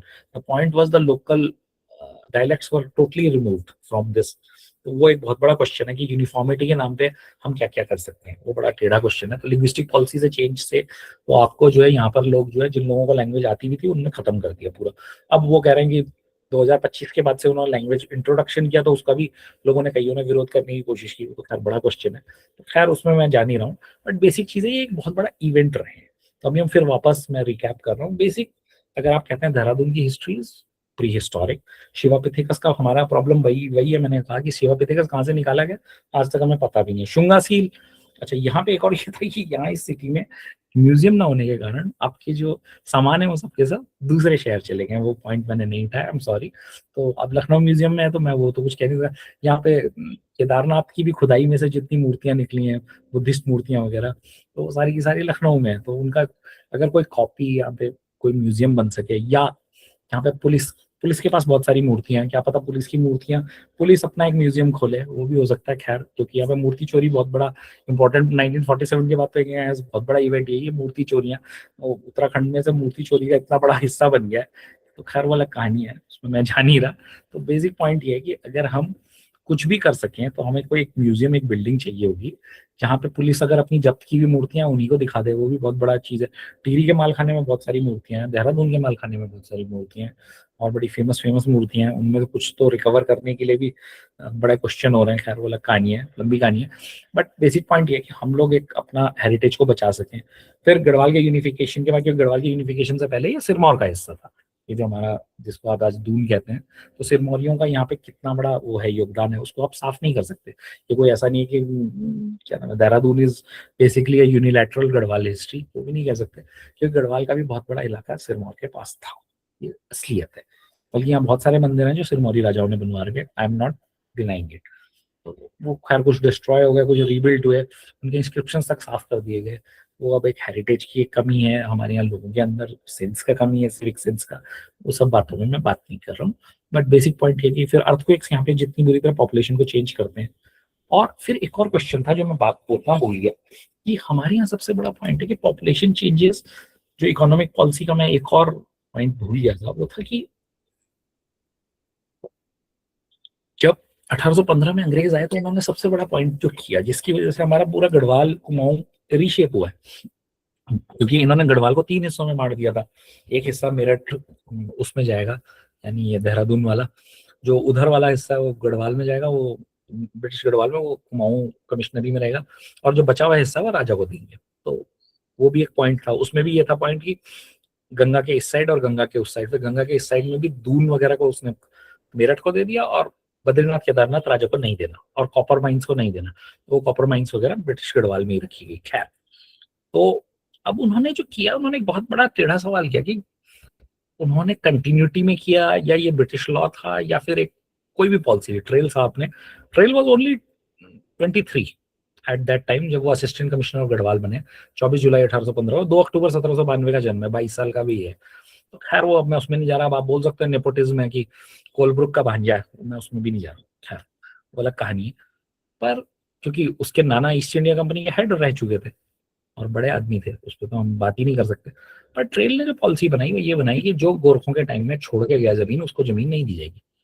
अब टिहरी में जो बड़ा मास ट्रांसफर हुआ बहुत सारे एरिया का, क्योंकि टिहरी वगैरह खत्म हो चुका था, वहां 5000 भी लोग नहीं बचे हुए थे। तो बहुत सारे लोग फिर जो कुमाऊं से, कांगड़ा से, जो लोग रहना चाहते थे राजा के साथ, तो वो लोग राजा के साथ रहना चाहते थे या जमीन चाहते थे, अब उस पर बहस हो सकती है, उस पर मैं नहीं जा रहा। तो लोग जो जितने माइग्रेंट्स थे, जो लोग चले गए थे, वो लोग वापस आए और उन्होंने टिहरी स्टेट पकड़ा और ब्रिटिश एरिया से गए। तो वो एक कहानी भी है जो हमारे को याद रखनी चाहिए कि उसकी वजह से देहरादून पे कितना इफेक्ट पड़ा होगा, क्या नहीं पड़ा होगा, तो वो अलग सवाल है। फिर प्लस ये है कि धोरण जैसे विलेजेस हैं जो लोगों ने गढ़वाल से भाग के यहाँ बनाए हैं, तो वो भी एक सच्चाई है।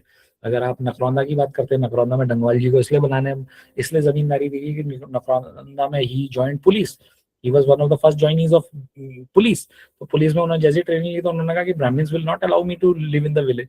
तो अंग्रेजों ने खुश होकर उनको इधर दे दिया जमीन कि तुम हमारे वफादार हो। तो नकरौंदा की जमींदारी इस तरह से बनी है। नकरौंदा गांव था, ये मैं मना नहीं कर रहा, लेकिन डंगवाल को गांव कैसे मिला वो अलग कहानी है, तो वो बात कर रहा हूँ। अच्छा, इसी तरह से हर एक इलाके की अपनी कहानी है, उसमें हम जा नहीं सकते, वो बहुत लंबा टाइम लग जाएगा। अब हमारा पॉइंट है कि हम डेवलपमेंट कैसे करते हैं। तो पहला पॉइंट है टेक्नोलॉजी चेंज। सबसे पहले जो यहाँ पे जो टेक्नोलॉजी का जो बेसिक आपका कॉन्सेप्ट कहूंगा जो देहरादून का बेसिक कॉन्सेप्ट है वो है canal. Canal is a very big technology. Canal, गूल, छेंडा और छोटे कुओं को जो ये बोलते हैं कुई, सेला कुई वगैरह जो वर्ड है वो कुई से आया। कुई बेसिकली तो पहले बागों वगैरह में जो छोटा कुआं बनाया जाता था या चट्टियों में छोटे कुएं बनाए जाते उनको कुई कहते थे। तो कुई के बागान होते थे, वो भी है। तो खैर, अब सेला कुई का मतलब वही है कि सेला जो है वहां पे सेला उगाया जा रहा होगा, तो उस खेत के बीच में एक कुआं रहा होगा, सेला कुई। कुछ लोगों ने उसे फ्रेंच से जोड़ दिया, वो अलग कहानी है। और हमारे जो टेक्नोलॉजी चेंज है, सबसे पहले जो हमारी इरिगेशन टेक्नोलॉजी है वो यहाँ के लिए बहुत जरूरी है, क्योंकि मैंने पहले कहा कि ये और कोटद्वार का इलाका गढ़वाल के रेवेन्यू को 1/3 देगा। तो क्या नाम है उसका, उसमें फिर वो एग्रीकल्चरल टैक्स में भी देगा और एंट्री टैक्स में भी देगा, तो एक बड़ी चीज है, वो बात कहूंगा। तो टेक्नोलॉजी का सबसे बड़ा जो पॉइंट रहा है वो इरिगेशन रहा है यहाँ पे। आप लोगों ने जो है जैसे कहते हैं यहाँ पे, फिर यहाँ के जो मेटल वेटल का जो काम होगा, मेटल वेटल का काम होगा या कॉपर का काम होगा, उन्होंने कोशिश की होगी उसके हमारे को पोर्शंस मिलना, बर्तन मिलना वगैरह। उसके लिए भी हमें हमारे को म्यूजियम वगैरह देखने पड़ेंगे। यहाँ पे लोग कैसे रहते थे, लकड़ी के बर्तन रखते थे, मेटल के रखते थे, वो कैसे बनाए जाते थे, क्या उनको बनवाने के लिए वो वहां से लाते थे, क्या नाम है उसका, अल्मोड़ा वगैरह से, या जो मेटल के फेमस वो थे, या कहाँ से लाते थे, वो बड़ा सवाल है। फिर ब्रिटिश जब आए तो ब्रिटिशों ने जो बाहर से लाए तो वो वहां से लाए, वो सब चीजें। तो टेक्नोलॉजिकल चेंजेस बड़े सारे हुए हैं कि आप जो है किस तरह से कैनाल खोदने की टेक्नोलॉजी में भी चेंज हुआ। उन्होंने हमारे को अपर गंगा कैनाल वगैरह भी दी, जब क्या नाम था हमारे, क्या क्या कहते हैं इसे, हमारे जो ये कैनाल है, कौटले वगैरह ज्यादा हिंदू थे हमसे भी ज्यादा। उन्होंने वहां देवताओं की मूर्तियां बनाई ताकि, कौटले ने तो खैर यहाँ वो भी बनवाया, क्या है इसका अपना, जो डाट काली का एक और मंदिर बनवाया इस खुशी में कि हमने क्या नाम है उसका, कैनाल्स बना दी। तो पुराना वाला मंदिर तो बनवाया ही था गोरखों ने उसको कॉपर प्लेट भी दिया, खैर वो हम रिट्रीव नहीं कर पाए, पर हम कोशिश करेंगे उसको भी। तो पहली चीज ये कि टेक्नोलॉजिकल चेंज। फिर लिंग्विस्टिक वैरायटी है, आप पुरानी गढ़वाली मिलेगी आपको, सिरमौरी मिलेगी, नेपाली मिलेगी, फिर अंग्रेजी मिलेगी, फिर हिंदी, वो जो है हिंदी मिलेगी, फिर गढ़वाली में भी उर्दू लेडन। जब ये लोग आए, मुंशी आए, अंग्रेज आए, तो अंग्रेजों के टाइम में ये देवी साय वगैरह, ये लोगों ने, देवी साय हुए, तुलाराम बहुगुणा हुए, ये अंग्रेजों के पहले एम्प्लॉइज थे यहाँ। तो इन लोगों ने जो लेटर्स लिख रखे वो 807 चिट्ठियां वहाँ, क्या नाम है इसका, अम्बाला में प्रिजर्व है। किस तरह से अंग्रेजों ने भड़काया हमारी लोकल एलिट्स को कि किस तरह से हम अंग्रेज, वो एक बड़ी कहानी है, वो लिंग्विस्टिक वैरायटी का बहुत बड़ा एग्जांपल हो जाएगा। 807 चिट्ठियां, अम्बाला डिवीजन थी, तो अम्बाला डिवीजन आई थी तो इसलिए अम्बाला डिवीजन के पास वो चिट्ठियां हैं। तो अम्बाला के आर्काइव्स में 807 चिट्ठियां। मैं ये नहीं कह रहा कि उसमें केवल गढ़वाल है, उसमें हिमाचल भी है, वो नहीं कह रहा हूँ, और कुमाऊं भी है, और देहरादून के भी कई वो होंगे, खैर वो अलग बात है, पर 807 चिट्ठियां वहां पे प्रिजर्व है and we can publish it. फिर हमारे पास प्री म्यूटनी रिकॉर्ड्स हैं, लोगों की शिकायतें हैं, राजा से शिकायतें हैं। राजा के जो एजेंट था काफी टाइम तक यहाँ, फ्रेडरिक यंग रहे, जो पहली गोरखा राइफल्स के संस्थापक थे, तो वो हमारे यहाँ आर्काइव्स में मिलता है। तो ये सब चीजें हमारे यहाँ एक डेवलपमेंट है पूरा। पिलग्रिमेज है, पिलग्रिमेज हमारा एक बड़ा हिस्सा है कि हम कैसे यहाँ से देहरादून एक बड़ा इंपॉर्टेंट पॉइंट हो जाता है पिलग्रिमेज का। और जैसे कहते हैं पिलग्रिमेज से जाने के लिए, खैर पिलग्रिमेज तो हमारे से यहाँ से नहीं शुरू होती, पर थोड़ा हमारे किनारे से, हरिद्वार से और ऋषिकेश से जैसे जाती है, तो वो किस तरह से होता है। ट्रेड है, ट्रेड एक बहुत बड़ा पॉइंट है। फिर पिलग्रिमेज में हरिद्वार भी है। हरिद्वार मतलब क्या नाम है उसका, हरिद्वार जो है वो क्या कहते हैं उसे, बही लेक वगैरह के लिए 1585 के बाद एक इम्पोर्टेंट लेक है। तो एक इम्पोर्टेंट हिस्सा, मैंने 108 सनदों का अनुवाद किया गढ़वाल के जो कागज हैं, तो उसमें काफी सारी चीजें मिलती हैं कि इस तरह से डेवलप हो रहा था दुनिया बहुत बुरी तरह से। पिलग्रिमेज के भी बड़े चेंजेस हो रहे थे, पहले हर की पैड़ी नहीं थी 1585 से पहले। फिर 1620s के आसपास उन्होंने इनको पुरोहित का वो दिया। हिमाचलियों ने पहले ही कर दिया था, गढ़वालीज को लेट टाइम लगा पिलग्रिमेज में अपना पुरोहित मानने में। वो सब चीजें हैं, बहुत सारी चीजों के डेवलपमेंट होते हैं, बहुत सारी चीजें मॉडर्न और मेडाइवल में ही आ जाती हैं, कोई ऐसा नहीं कि बहुत पुरानी है। पर उससे पहले कनखल था इंपॉर्टेंट, पर कनखल के हमारे पास रिकॉर्ड्स नहीं बचे क्योंकि भूकंप आया, ये आया, कनखल का तो पूरा मंदिर ही टूट गया था। It is a very strange thing कि कनखल के मंदिर का जो रिस्टोर करने वाला जो स्टोन इंस्क्रिप्शन है, अगर आप वो पढ़ेंगे तो उसमें आपको पता चलेगा कि वो ढंढौरा की रानी धनकौर ने बनवाया था। धनकौर वही सेम औरत है जो अपना क्या नाम है उसका, औगड़ेश्वर महादेव जो वहाँ मेरठ के पास है, उसको भी बनवा रखा। लेकिन that lady is ancestor of Pranav Singh Champion, जो अभी हमारे पूर्व विधायक हैं लंढौरा के। तो मैं ये कह रहा हूँ कि बहुत सारी चीजें, पिलग्रिमेज वगैरह से बहुत सारी चीजें पता चलती हैं, पता नहीं कौन कहाँ से क्या लिंक मिलता है, कागजों में पढ़ के पता चलता है ये इसके एंसेस्टर थे, उसके थे, वो थे। बहुत बड़े बड़े फैमिली ट्री मिलते हैं, कई सारी फैमिलीज इंटरलिंक्ड मिलती हैं। और हिमाचली राजाओं और इनकी गढ़वाली राजाओं की शादियां, उन शादियों की बारात में लोग जो जा रहे हैं वो भी हरिद्वार में लिखवा रहे कागज। फिर स्नान करने जा रहे हैं। एक ये 14 अप्रैल जो हमारा बिखोती होता है, पंजाबीज और पहाड़ियों का जो न्यू ईयर होता है, वो एक बड़ा इंपॉर्टेंट पॉइंट है जो पिलग्रिमेज का है। तो उस दिन हम लोग ये जो है क्या नाम है इसका, खैर यूपी में तो इम्पोर्टेंट नहीं माना जाता बिखोती इतना, बट पंजाबीज और पहाड़ीज के लिए तो बहुत इंपॉर्टेंट चीज है। और हरिद्वार में ये अपनी परंपराएं हैं, जैसे हमारे यहाँ अमांत है, हम साउथ इंडियन से मिलते हैं, यूपी और इनका जो है पंजाब का उससे मिलता है, क्या नाम है, पूर्णिमांत। तो उनके अलग अलग सिस्टम है। खैर उसमें वो मतलब आपके जो चंद्रमा वाले महीने होते हैं वो भी अलग अलग होते हैं। तो खैर खैर मेजोरिटी हिंदूज के तो अमांत ही है, लेकिन नॉर्थ में और हिमालयाज ने क्यों अमांत अडॉप्ट किया वो एक अलग कहानी है उसमें मुझे। तो फिर अब आपका ट्रेड है, ट्रेड कैसे आ रहा था, क्योंकि Haridwar was a very big trade centre. फिर मिलिट्री है, मिलिट्री ने किस तरह से हमारे को चेंज किया, मिलिट्री में हम किस तरह से एज ए सोसाइटी चेंज हुए, किस तरह मॉडर्निटी, या जिस तरह से आप कहोगे मॉडर्निटी डिफाइन की गई। मैं ये भी नहीं कह रहा हूँ मॉडर्निटी एक ही रास्ता है, ये भी गलत बोलना होगा, इस बारे में मैं बात नहीं करना चाहता। तो मॉडर्निटी को भी आप कैसे डिफाइन कर रहे हैं, क्योंकि मॉडर्निटी जो है फिर बंदूकें आना, बंदूकों को किस तरह डेवलप किया कि Dehradun is the point. Dehradun में बिसाती कास्ट थी, बिसाती मतलब जो राजा का परचेज ऑफिसर होता था, खरदार, खरदार भी बोलते हैं गढ़वाली, लेकिन बिसाती तो सरनेम पे लग गया था। तो उन्होंने उनको पहले बहुतों को ये लगता है बिसाती का मतलब है वो राजा के लिए शतरंज खेलते होंगे, मैंने नहीं, बिसाती का मतलब ये होता है कि राजा के लिए परचेज ऑफिसर। तो अभी परचेज ऑफिसर्स हैं, एक पूरी क्लास है जो बाहर आई, और सैनिक आए, फौजदार आए। अब हमारे यहाँ दून का फौजदार होता है, दून की फौजदार फैमिलीज हैं, फेमस फैमिलीज हैं। हमारे यहाँ नजीबाबाद के महिंद्राज हैं, वो शामली के भी ओनर थे, मुगलों के साथ उन्होंने मदद की गुलाम कादिर को मारने में। तो उन्हें 1788 का पूरा शामली मिल गया था। शामली आज डिस्ट्रिक्ट है, उस टाइम तो खैर नहीं था, पर 22 लाख की सनत तो थी। या मनियार सिंह महिंद्रा हैं, उमेद सिंह महिंद्रा हैं, ये जो फेमस लोग हैं, पहले गढ़वाल का हिस्सा थे। नजीबाबाद का नाम पुराना नाम पत्थरगढ़ है, 1731 तक ये गढ़वाल का हिस्सा थे। इनकी फैमिली का एक हिस्सा गढ़वाली राजा के दीवान भी थे, फिर ये बाद में नजीबाबाद के दीवान बन गए। फिर 1757 में इन्होंने क्या नाम है इसका, अपने गुलाम कादिर के दादा का नाम है भूल गया, नजीब रोहिला वगैरह के लिए इन्होंने देहरादून जीता। 1757 से 71 इनके कब्जे में रहा। इन्होंने देहरादून में कितना चेंजेस किए, क्या उनका कहना सही है जीआरसी विलियम्स का कि इन्होंने देहरादून को डेवलप करने में बड़ा मदद की, वो एक सवाल है। खैर उन सवालों पे हम बाद में डिस्कशन करेंगे, कभी वो लंबा डिस्कशन हो जाएगा।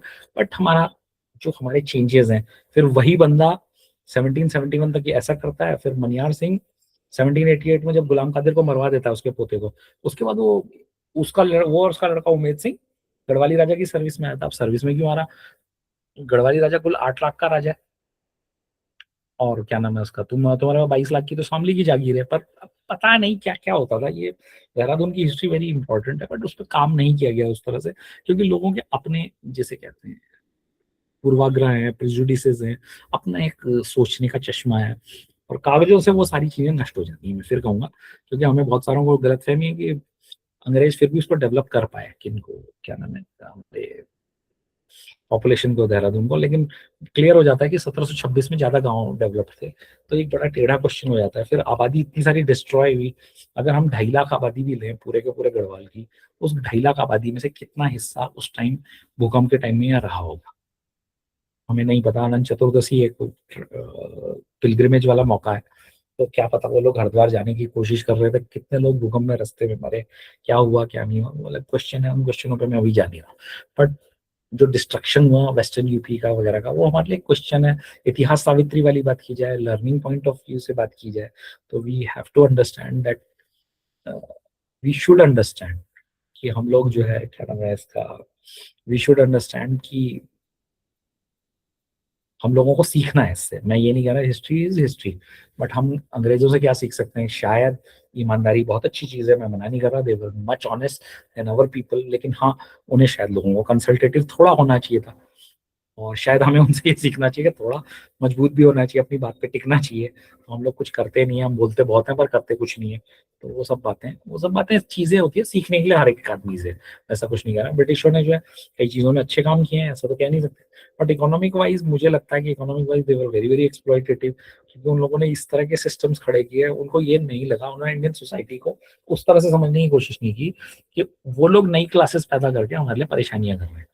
मैं जमींदारी का वैसा विरोधी नहीं हूँ, लेकिन जमींदारी में प्रॉब्लम ये हुआ कि इट बिकेम एक्सप्लॉइटेटिव पूरा proportion because of certain processes. जब आप कैश पे इतना ज्यादा वो करोगे तो वो प्रॉब्लम करेक्ट करेगा, मैं ये कह रहा हूँ, ऐसा कुछ नहीं। अब जब हम बात करते हैं कि इन सब डेवलपमेंट से हमारे सोसाइटी पे क्या इफेक्ट पड़ता है, जैसे आप करेंसी की बात करते हैं, जब आप करेंसी लाते हैं, करेंसी कौन सी होती है, क्योंकि पुराने टाइम में 64 पैसे का रुपये होता था, तो 64 पैसे का रुपए वाला एक मेथड है। दूसरा वाला मेथड है कि आप 64 पैसे के रुपए नहीं मानते, 64 पैसे में क्या हुआ, 4 पैसे का आना हुआ और उस तरह से डेवलपमेंट होगा। दूसरा वाला जो आपका मेथड है कि आप क्या करते हो कि इसको 1 तोले का चांदी के बराबर चांदी का रुपया है, और आप जो सोना है, सोने का 1 तोला सोने की मुहर है, और अगर मुहर से ज्यादा मतलब 1 तोले से ज्यादा होगा, 2 तोला होगा या चाहे 2000 तोला होगा, तो जो बड़े सिक्के होंगे उनको अशरफी कहा जाएगा। Ashrafi is very very complicated, हमें लगता है मुझे लगता है हमारे को पुराने टाइम में ज्यादा वर्ड्स पैदा करने चाहिए थे। अशरफी मीन्स ओनली कि आप 1 तोले से ऊपर का है, तो 2 तोले का अगर सिक्का है तो वो भी मतलब वो 2 मुहर के बराबर होगा, पर वो है अशरफी। और अगर वो बड़ी वाली, अगर आपने किसी ने थाली के बराबर शाहजहां की वो देखी हो, अशरफी देखी हो, जिसमें शायद मेरे ख्याल से 1 किलो के आसपास है वो, तो वो कितना होगा उसमें उसमें तोला कितना हो जाएगा, करीब 90 तोला हो जाएगा। हाँ, 90 तोला के आसपास है, तो 90 तोला का वो है, तो वो भी उनका एक तरीका। तो एक तो पैसे वाला सिस्टम था, उसका था क्या नाम है उसका, का तोला वाला सिस्टम। तो उस तोले को भी उन्होंने क्या किया कि 1 तोला 12 मासे का होता है, तो इन्होंने कहा कि 3 मासे के सिक्के बनाएंगे चांदी के, क्योंकि 1 मासा 1 तोला चांदी का रुपया हो गया, बस ठीक है। अब इन्होंने कहा कि 1 मासा चांदी लेंगे तो 1 मासा 3 मासे की चांदी का 1 तिमासा लेंगे, ये गढ़वाली सिस्टम था। अब तिमासा लिया इन लोगों ने, तो 4 तिमासे में यानी 12 तिमासे में रुपये हो जाता, लेकिन फिर उन्होंने कहा हमने इम्प्योरिटीज वगैरह काफी डाल दी, तो इन्होंने 5 तिमासे का पक्का रुपया बनाया, 4 तिमासे का कच्चा रुपया बनाया। अब ये पक्के और कच्चे रुपए का ही बहुत बड़ा पंगा हो गया। हमारी जो सोसाइटी है, हम जिसको कहते हैं कि हम एक कच्चा रुपया और पक्का रुपए का डिफरेंस ही करीब करीब 80-20, 80-20, हाँ 80 और 100% का है, तो 20% का हो गया। तो अब 20% का जो रुपए का डिफरेंस है कि कच्चा रुपया लिखा हुआ या पक्का रुपया लिखा हुआ, वो ही बहुत बड़ा डिफरेंस है। यानी शुरुआत में जो हमारे गोरखा राइफल्स के जो शुरुआती कर्मचारी थे 1815 टू 1839, उन्हें कच्चे रुपये मिलते थे, रुपये तो बराबर मिलते थे। मान लिया अगर आपका 9 रुपये मिलता है, 9 ही मिलेगा, और 9 का कितना मिलेगा, 80%। तो ये सब चीजें हैं जिस तरह से आपको पता चलता है सोसाइटी पे फर्क पड़ता है। तो आप इकोनॉमिक्स की बात करते हैं, ट्रेड की बात करते हैं, या ट्रेड है, हमारे यहाँ घोड़े का बहुत बड़ा ट्रेड था, तो हमारे यहाँ घोड़े के बारे में बहुत लोग जानते थे। अब तिब्बत ट्रेड बंद है, अब लोगों को घोड़े के बारे में पता ही नहीं है। मंगोलियन जो घोड़े होते थे वो तिब्बतन्स लाते थे, उनकी इंपॉर्टेंस क्या थी, क्योंकि उनपे आप चढ़ के हथियार चला सकते थे, तो वो होते पोनी या टट्टू थे, उनको कोई बहुत लेकिन लॉन्ग डिस्टेंस जा सकते थे, हम बिना पानी और नमक के रह सकते थे, खाने देवर हार्डीज। तो आप उनके साथ जब बात करते हैं, तो उनके साथ आपका एक पूरा सिस्टम था, हॉर्स इकोनॉमी थी। आज वो हॉर्स इकोनॉमी गायब है। आप गोल्ड की बात करते हैं, गोल्ड हमारे पिपीलिका स्वर्ण थी, अब पिपीलिका स्वर्ण की बात करते हैं बहुत लोग, कि पुराने टाइम में हम क्या करते थे कि रेत के में छानते थे और सोने का ठेका देता था राजा। अब फिर उसके बाद जो है वो छानते थे उस सोने को, और सोने को छान के फिर बोरैक्स के साथ उसको गर्म करके उसको जो सोना निकाल लेते, गोलियां बना लेते थे। तो वो भी इनका एक तरह का एक इकोनॉमिक एक्टिविटी थी। अब वो अलग बात है कि पिलग्रिमेज की शुद्धता बनाए रखने के लिए 1950s में गवर्नमेंट ने उसको इन इट्स ओन विजडम उसको क्लोज डाउन कर दिया। मैं उसको कुछ नहीं कह रहा हूँ। तो क्या पिलग्रिमेज के अलावा नॉन पिलग्रिमेज लोकेशन में भी उसको बंद करना जरूरी था? क्या सोना निकालना इतनी बुरी चीज हो गई थी? और जब आज हम माइनिंग देखते हैं, तो फिर हम क्या लोगों को माइनिंग वगैरह, मतलब वो वाली जो छोटी माइनिंग है जिसमें केवल वो सोना छान रहा, तो उसमें हमें इतनी परेशानी थी। लेकिन आज हम जो है वो जो पूरी के पूरे रिवर बेड्स को चेंज कर रहे हैं, तो ये सब चीजें आती हैं।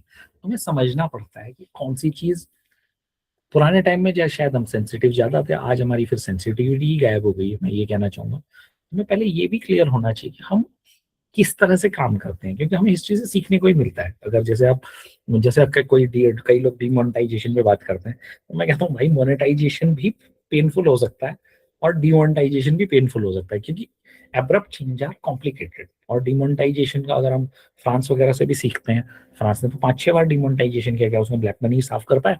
डिगॉल के टाइम में तो बहुत भयंकर चेंजेस हुए। तो हमें अपने से भी सीखना चाहिए, दूसरे से भी सीखना चाहिए। हमने भी 3 बार डिमोनेटाइजेशन किया, क्या उससे ब्लैक मनी रुकी? नहीं रुकी। और आपने कोशिश की 2016 में। खैर वो सब चीजें चलती रहती हैं।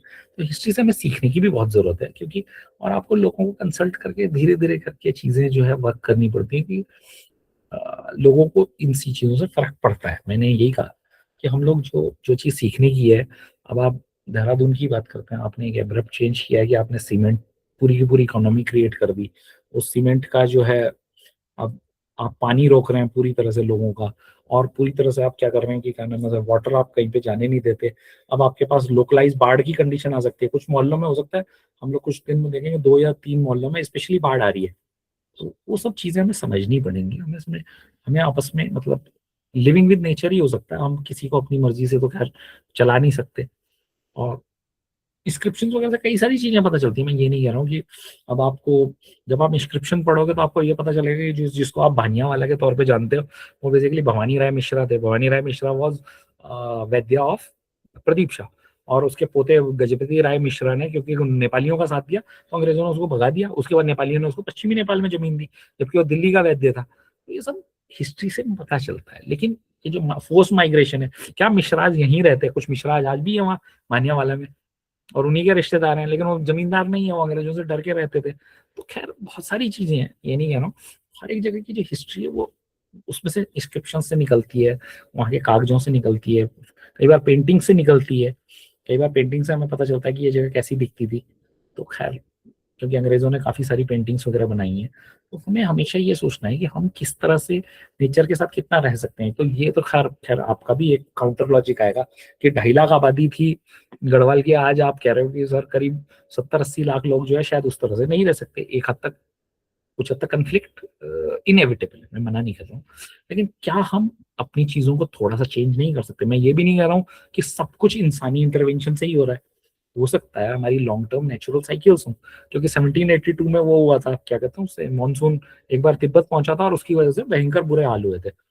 तो इस साल भी हुआ ही 2025 के आसपास। क्या हम एक फिर लॉन्ग टर्म नेचुरल, जिसे कहते हैं डिजास्टर्स की रेंज में आ रहे हैं, जो 1780 से 1803 के बीच में हुए? 1782 में तो वो भी सूख गया था वसुधारा। तो मैं ये नहीं कह रहा हूँ कि सारा का सारा केवल ह्यूमन इंटरवेंशन से हुआ, I am not getting it, but what we are trying to say, we have to behave ourselves. मैं ये नहीं कह रहा हूँ कि सब कुछ केवल आप ही की वजह से हुआ है, सारी ग्लोबल वार्मिंग, सारे अर्थक्वेक, सारे लैंडस्लाइड, लेकिन कुछ चीजों पे इंसान का इफेक्ट दिखता है। जैसे वाटर में वाटर टेबल गिरना हमारी अपनी गलती है। हम अगर जितना ज्यादा फ्रूट शुगर को यूज कर सकें और गन्ने को ना यूज करें तो हमारे यहाँ काफी सारा वाटर टेबल नॉर्थ में ठीक रहेगा। वो असली बात है, उससे तो कोई मना कर नहीं सकता। अगर हम फ्रूट शुगर बनाते हैं तो शायद हमारे डायबिटीज वगैरह के भी मामलों का थोड़ा सा, मतलब जिसे कहते हैं, जो सफेद चीनी है, सफेद चीनी खानी इतनी बहुत जरूरी नहीं है, पर हम लोगों ने, कुछ लोगों ने उसको एग्रीकल्चरल उससे जोड़ दिया, किसान नीति से। शायद हमारे ने तो ओपनली बोला उसमें कि अगर नॉन, क्या कहते हैं उसे, अगर आप गन्ने की चीनी नहीं बनाओगे तो फिर हम आपको देख लेंगे। खैर वो भी प्रॉब्लम्स है, मैं मना नहीं कर रहा, इंसानी लालच का तो खैर अंत है नहीं। मतलब मैं ये भी नहीं कह रहा हूँ कि सारा का सारा पानी केवल शुगर केन की वजह से जा रहा है, लेकिन वाटर टेबल का एक बहुत बड़ा इफेक्ट जो है वो आपका शुगर केन था। और अगर आपके पास या तो शुगर का कोई और ऑप्शन नहीं था, आप 14 करोड़ टन फ्रूट अगर उगाते हैं या 12 करोड़ टन उगाते हैं, जितना भी उगाते हैं, क्या आप उसकी फ्रूट की शुगर नहीं बना सकते? आज आपकी कंडीशन ये है कि अगर आपको डायबिटीज के लिए शुगर चाहिए तो वो शुगर आप वियतनाम और चाइना से मंगा रहे हो, जिनका फ्रूट प्रोडक्शन आपका बहुत कम है आपसे। वो तो असलियत है। तो आप एक जिद है कि आप फ्रूट शुगर की फैक्ट्री नहीं बनने दोगे, तो वो सब भी खेल चलते रहते हैं। हम क्या दूसरी तरफ नहीं जा सकते? हम क्या नेचर के साथ रह नहीं सकते? I am never saying it कि केवल वाटर टेबल चेंज केवल हमने किया है, पर हम क्या बिहेव नहीं कर सकते? और मैं ओपनली बोलूंगा, वाटर टेबल्स की इफेक्ट की वजह से ज्यादा इफेक्ट पड़ा है मुकाबले डायनामाइटिंग के। अगर मैंने जो देखा है, क्योंकि मैंने कई एरियाज में देखा है जहाँ पे एक रोड नहीं बनी है, लेकिन because of water table going down जगह जगह दरारें पड़ गई हैं, भयानक वाली। बल्कि कई बार तो उससे भी भयानक, जो डायनामाइट से उड़ाया गया। तो इसका मतलब है कि water table is a problematic thing. Water जो गायब हो रहा है वो आपको अब और ज्यादा पेन करने वाला है, और लगातार, जिसे कहते हैं, और ये सब चीजें हमें सीखने के लिए, भूकंप वगैरह में वाटर टेबल चेंज होती है। आप ऋषिकेश की बात करूंगा तो ऋषिकेश जो है 1803 के भूकंप में पानी से बाहर निकला था। अब जो अगला भूकंप आएगा उसमें ऋषिकेश फिर वापस पानी में जाएगा। तो क्या आपको एनवायरमेंटल ये समझ नहीं होनी चाहिए कि आप रिवर बेड में लोगों को, और ज्यादा लोगों को ना बसाएं?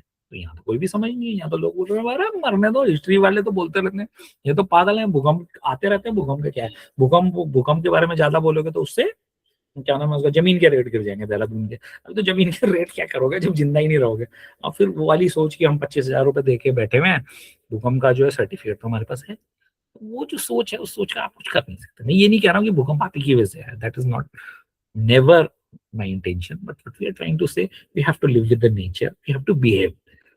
मैं ये भी नहीं कह रहा कि पानी केवल आपका ह्यूमन साइकिल से ही है, ह्यूमन हो सकता है कई चीजें अर्थ के उसमें भी चेंज हो रही हो क्रस्ट में, और उन भयानक चेंजेस की वजह से there is a high probability कि there is a painful process going on. जो पिछले बार 1782 वाली प्रोसेस है, फिर से ग्लेशियर गायब होने हैं। 1782 बहुत बुरा रहा है, उसके बाद जो है यहाँ भयानक सूखे पड़े हैं 1794 95। गढ़वाली आज भी इक्यावनी बावनी बोलते हैं। इक्यावनी बावनी का मतलब क्या, संवत 1851 और 1852। इक्यावनी बावनी इज अ बैड टाइम, मेरी इक्यावनी बावनी चल रही है, यानी बुरा टाइम चल रहा है। तो वो 1839 के भयानक, उसमें तो बद्रीनाथ मंदिर के फ्लोर में बर्फ पड़ गई थी, इतनी भयानक स्थिति आई थी। और आपको पता हो कि गढ़वाल में जो नाम है 53, उसका नाम ही का मतलब ये है कि 53 में गढ़वाल के अलावा किसी जगह का नाम नहीं होता। तो गढ़वाल में जो इकोलॉजिकल क्राइसिस थे जो भयानक थे, जिन्होंने जो है हमारे यहाँ स्थिति खराब की, तो जब उससे मुक्ति मिली तो लोगों ने अपने बच्चों का नाम 53 सिंह रखे। और कुछ लोगों ने मेरे ख्याल गोरखा शासन के बाद भी 72 सिंह नाम रखा है। तो वो स्थिति है, वो हमें समझना चाहिए कि दैट इज योर पार्ट। तो खैर अब मैं थोड़ा सा जिसे कहना चाहिए कंक्लूड करना चाहूंगा चीजों को। तो हमारा सबसे पहला पॉइंट है कि change is the name of the game. वो तो सच्ची बात है, उसमें हम कुछ नहीं बोल सकते। Doon valley down the changes ages is changing. क्या पता है दून वैली एग्जिस्ट करे या ना करे आगे, मैं उस पर तो खैर बात कर नहीं सकता, उस पर तो मुझे बोलने का खैर वो भी नहीं है। खैर हम क्या बता सकते हैं, क्या कोई भी फ्यूचर नहीं बता सकता। फिर आपके ट्रांसफॉर्मेशन हुए हैं, ट्रांसफॉर्मेशन इकोनॉमिक लेवल पे हुए हैं, सोशल लेवल पे हुए हैं, पॉपुलेशन कंपोजिशन चेंज हुआ है। कभी यहाँ पे जिसे कहते हैं पॉपुलेशन कोई और रही होगी, फिर लैंग्वेज चेंज होती है, फिर आपका क्या नाम है उसका इकोनॉमिक सिस्टम चेंज हुए हैं।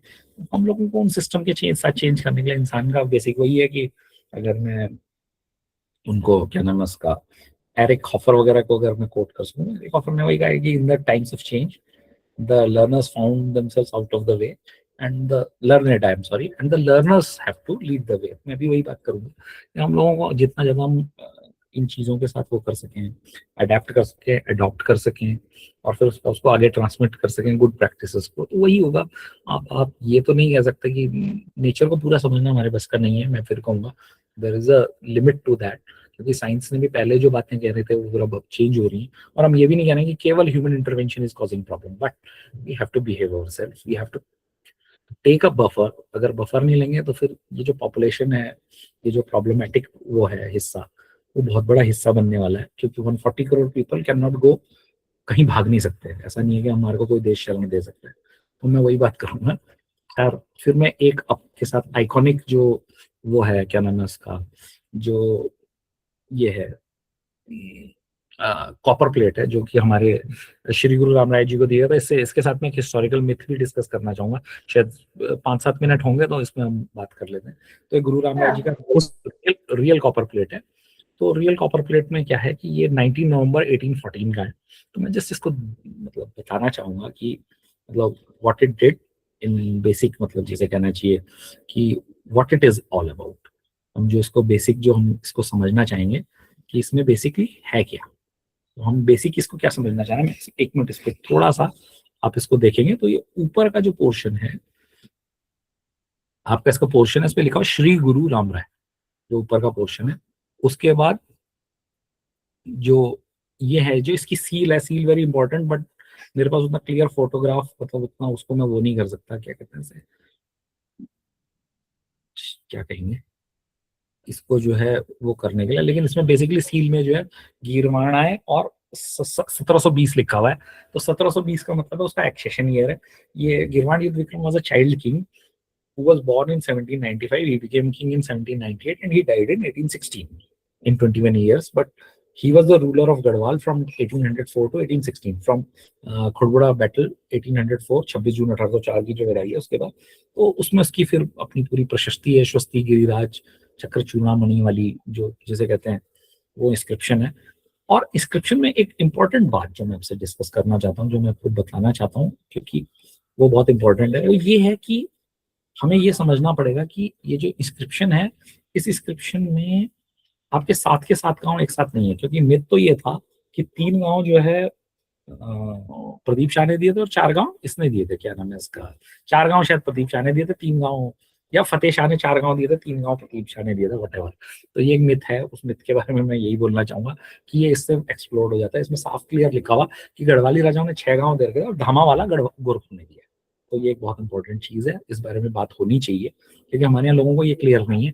फिर जो ये है क्या नाम है, ये बहुत कम लोगों को पता है कि क्योंकि असल में महिमा प्रकाश जो है लोगों के साथ शेयर भी नहीं किया गया। खैर महन जी ने भी नहीं शेयर किया, फिर प्लस पटियाला महाराजा के पास उसकी कॉपी है, तो पटियाला खैर बहुत लोग नहीं जा पा सकते। यार देहरादून हिस्ट्री का वहाँ एक और ग्रंथ रखा हुआ है कि एक बंदे ने अपना मेमोयर लिखा है गोरखा वॉर का, वो भी पटियाला आर्काइव्स में है, पर खैर वो अलग कहानी है, अभी हम उस पर बाद में बात करेंगे। तो 1676 में कंडोली में वो पहले बसे थे। तो कंडोली जो है क्या नाम है उसका, कंडोली में कटहल का पेड़ था पहले, उसके भी प्रसाद बांटा जाता था। अब तो खैर वो कटहल के पेड़ ही गायब हो गए, खैर उसमें मैं नहीं जा रहा। और शुरुआत में जो श्री गुरु Ramdas was living in Kandoli, फिर बाद में वो खुरगुड़ा आया, और खुरगुड़ा बाद की कहानी है। फिर प्लस जो उनके महंत हैं, महंत शुरुआत में उन्होंने अपने पंजाब से ही महंत बुलाए थे, पंजाब कौर ने। Punjab Kaur was 15 and he was 41 when he died. So खैर उसके बाद पंजाब कौर कैसे उसको डोमिनेट कर गई, क्या इसमें गढ़वाल किंग का कितना हाथ है या गुरु गोविंद सिंह का कितना हाथ है, वो हुकुमनामों को ओरिजिनल को देखे बिना कुछ नहीं पता चल सकता। वो तो खैर अलग कहानी। शुरुआत में नटवर दास को बनाया गया, Natwar Das was remove and after that Garhwalis became Mahant of ये। अब इसमें कितना गढ़वाली ट्रेडिशन है, कितना इफेक्ट पंजाब कौर, क्योंकि यंग वो थी, क्या नाम है उसका, young master of this shrine थी, तो क्या वो क्या चेंज कर पाई। फिर ये नानक चंद का क्या प्रॉब्लम है, क्योंकि नानक चंद नाम का एक आदमी था जिस आदमी ने यहाँ पे एक पर्शियन इंस्क्रिप्शन लिख रखा है जिसको क्या नाम है 1800s में पढ़ा गया, तो फिर बाद में भी 1974 वगैरह में भी पढ़ा गया, लेकिन उसमें औरंगजेब वगैरह के बारे में कुछ भी नहीं लिखा हुआ।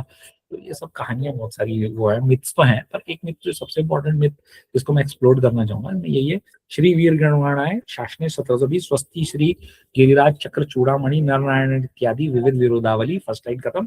विराजमान मानोन्नत श्रीमन महाराजाधिराज श्री श्री श्री महाराज। फिर थर्ड लाइन शुरू, गीरवाण युद्ध विक्रम शाह बहादुर शमशेर जंग देवानाम सदा समर विजयी नाम। अब आगे सम्मत 1866 साल मिति वैसाख सुदी 3 रोज 2 का दिन गढ़ का मधेश। अब गढ़ का मधेश जिले, मधेश में मतलब लोअर एरियाज में। फिफ्थ लाइन शुरू, जिले दून परगना संतौर। तो जिला तो दून है, परगना संतौर है, तो संतौर ही कहा जाता था इसको। पहली पॉइंट ये।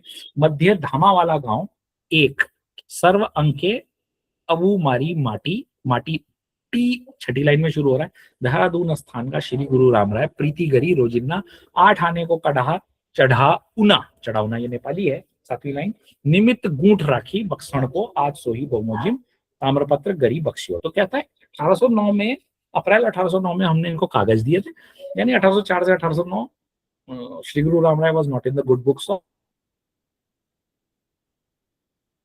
ओल्ड गढ़वाली की। फिर 1809 के बाद इन्होंने इसको क्लोज किया, और ये 19 नवंबर 1814 को जब इनका क्लोजिंग पीरियड है, तो ये भी आप बोल सकते हो कि they are trying to, when they were getting out of the rule, तो उन्होंने अंग्रेजों के सामने इसको एलाई बनाने की कोशिश की। बल्कि आपको बीच में एक और ऑर्डर है, जो ऑर्डर अभी मैंने नेपाल से हासिल किया, उसमें यह है कि गढ़वाल में जो है इन लोगों ने ये भी किया है कि क्या बोलते हैं उसे, इन्होंने ये भी चेंज किया है कि गढ़वाल में इन्होंने बीच में 1811 में महंत को और 4 आदमियों को ऐसी वो दे दी थी अथॉरिटी कि किसी भी आदमी को जमीन दे सकते हैं। तो इसी वजह से these are very complicated order जिनको मेरे को पढ़ना पड़ेगा। और फिर ये रिस्पना और सोंग नदी, सुसवा नदी, टॉन्स, इनमें जो घाट हैं, बहुत लोगों को, कम लोगों को पता होगा कि यहाँ पे क्या नाम है इसका, फतेहपुर नाम की जगह है। अगर आप पत्थर जाते हैं तो वहाँ पे जो है, जो वो था फतेहपुर था, उसमें फतेह शाह बह गए थे स्नान करते हुए 1715 में, गढ़वाली राजा। यहाँ पे बहुत सारी चीजें जो मेमोरियल्स हैं जो हम लोगों ने खो दी हैं, वो बहुत बड़ा पंगा है। तो खैर, तो ये 1871 मिति कार्तिक सुदी 8 रोज 7 शुभम। तो इससे भी हमारे को कुछ चीजें पता चलती है। 1871 19 नवंबर 1814 है, कार्तिक सुदी 8 रोज 7 का मतलब क्या है। हमारे यहाँ हिंदू सिस्टम तो खैर हमारे यहाँ भी है और नेपाल में भी है, लेकिन दोनों में डिफरेंस है। हम 7वां दिन गिनते हैं रविवार को, नेपाली 7वां दिन गिनते हैं शनिवार को, उनके शनिवार को छुट्टी होती है।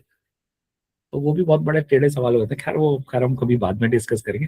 तो बेसिकली मैं इंस्क्रिप्शन ही दिखाना चाहता था कि ये धामा वाला का इंस्क्रिप्शन है कि ये हमने दिया कढ़ा चढ़ाने के लिए। और ये जो अगला वाला कॉपर प्लेट है, ये अगला वाला स्लाइड में, तो इसका ये जो ये हमारा अगला इंस्क्रिप्शन है, अगला इंस्क्रिप्शन में हम, तो ये वाला इंस्क्रिप्शन है, ये बहुत क्लियर कट बताता है कि ये क्या बोलना चाह रहा है। इसमें जो है और मजेदार चीजें हैं, क्योंकि ये है तो उसी तारीख का, लेकिन इन्होंने क्या लिखा है, ये बोलता है पीर ने 17 एक्सक्यूज मी. आगे देहरा स्थान का श्री गुरु राय प्रीतिगर गडगामध्ये जिले दून परगना संतौर मध्ये खुरबुड़ा गांव का नाम साहब है ये. राजपुर चमिया या चामासारी दुई. धरतावाला पंडितवाड़ी 7वीं लाइन में बोल रहे हैं. गांव दुई. मेहूवाला गांव 1. जमा गांव 6 गांव हो गए. गढ़ का पाला देखी गुठी राखी दिया को रहे थे, मतलब गढ़ के राजा ने पहले से देखा 6 गांव अलग है, 1 गांव अलग है. तो अब ये आप बोलोगे कि ये सारी कहानियां कैसे चल रही हैं, तो कागज बहुत सारी चीजें हैं. मैं फिर कहूंगा हमें अपनी हेरिटेज को बचाना पड़ेगा, चीजों को अडॉप्ट एंड ट्रांसमिट करना पड़ेगा, वो सारी चीजें हैं. और मतलब चीजों को फिर हमारे को शायद लखनऊ म्यूजियम वगैरह से भी फोटो को लाने पड़ेगा. अगर हम वहां से सामान नहीं ला सकते, मैं नहीं कह रहा हूँ कि वहां से सारा सामान लाया जाए, तो वो सब की सब चीजें होंगी. एंड आई होप कि हम लोगों को हिस्ट्री से सही लेसन हम ड्रॉ करें. इससे ज्यादा मैं कुछ कहना नहीं चाहता, और मेरे ख्याल से अभी टाइम भी हो ही गया है. तो अभी मैं थोड़ा सा पानी पीता हूँ, और अब आपके पास कोई क्वेश्चन हो तो आप बता सकते हैं. Thank you. Anybody have a doubt, please आप फिर से पूछ सकते हैं.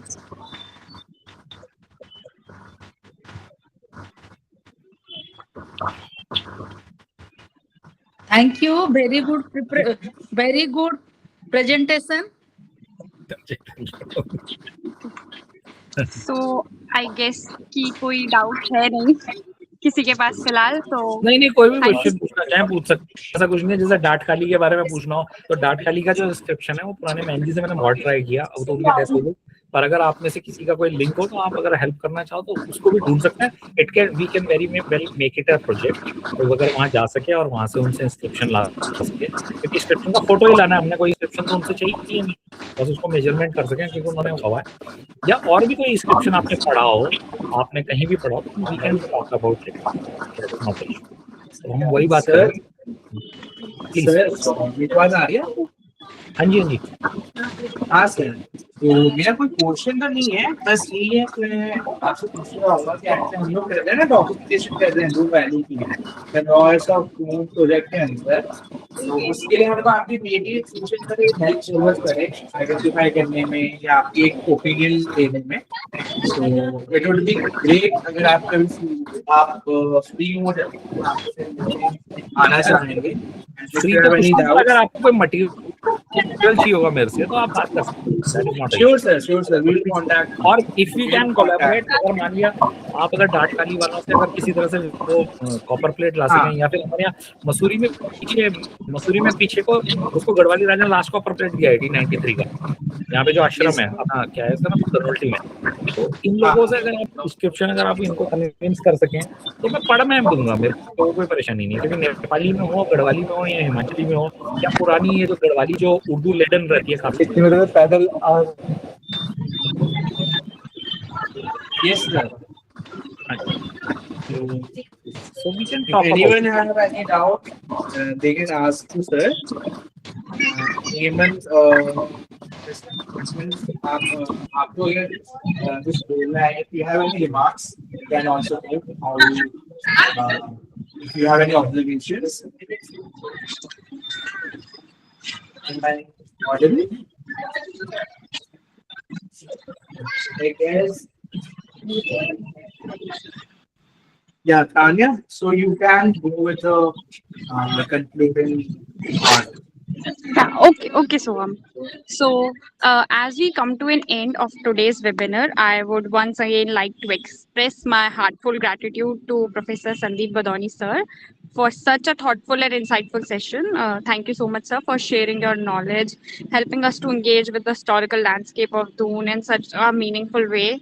I would also like to thank all the participants who are joining and contributing through your presence. This session is a part of our continuing effort through Sneha and Memoirs of Doon project to foster a great awareness about the heritage of the Doon Valley. We hope the discussion inspire all of us to observe our landscape and more careful and in a more careful way, and to appreciate the histories embedded within them. Thank you so much, and thank you so much, sir, for the wonderful evening. Sure. Thank you, sir. Thank you everyone for joining. Okay, I guess. Yes. Thank you, Professor Sandeep. what you have presented is, I mean, it's a very small part of a very vast knowledge that you have, and the facts that you have gathered throughout your, they are really very, very, I mean, from ecological perspective, from environmental perspective, from trade economy perspective, from linguistic perspective, they are, you have really opened up, I mean, kind of big knowledge bank. We have our Vice President, Mr. Kandari. Unfortunately, he could not, join this session. Otherwise, he would have also, contributed because he has a vast experience and could have, gathered a lot of inputs from you to work further and facilitate what institutions you are looking for. He can really be a very support and help for us. We have the recording. We will share it with Mr. Kandari. And I really thank you from from all the participants side, from SNEA side. We feel that we will we stay connected with you. We keep learning from you, and we keep working on new models from the historical knowledge that you have presented. Models which will be helpful for the next generation, next things to come in the future. Um, so these things are really very important. I really thank you the way you have, with full of your energy, with full of your dedication that you have presented it to small gathering of SNEA. But this is really commendable the work you have done and the what you have presented to us. I think all the participants, the youngsters can take inspiration from this. They will work on their own agenda, as well as they will learn things that you have shared with them and work further on them. So thank you, Soham, also for bringing SNEA team to such a literate and such a, renowned speaker, renowned knowledgeable person to all of us. Thank you very much. I really appreciate. Thank you very much.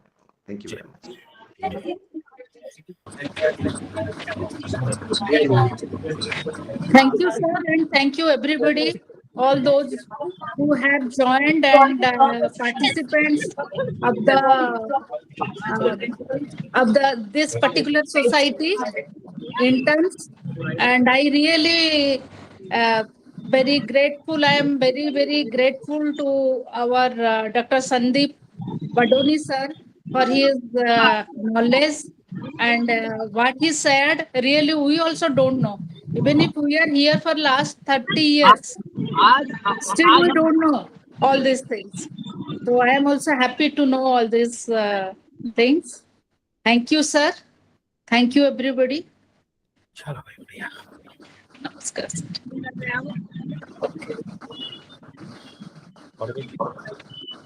Okay, sir. Okay. Thank you so much, sir. Thank you very much. Thank you very much. Thank you very much.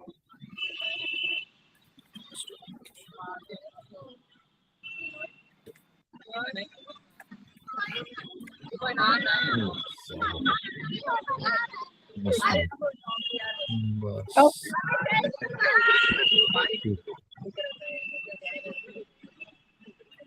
चलो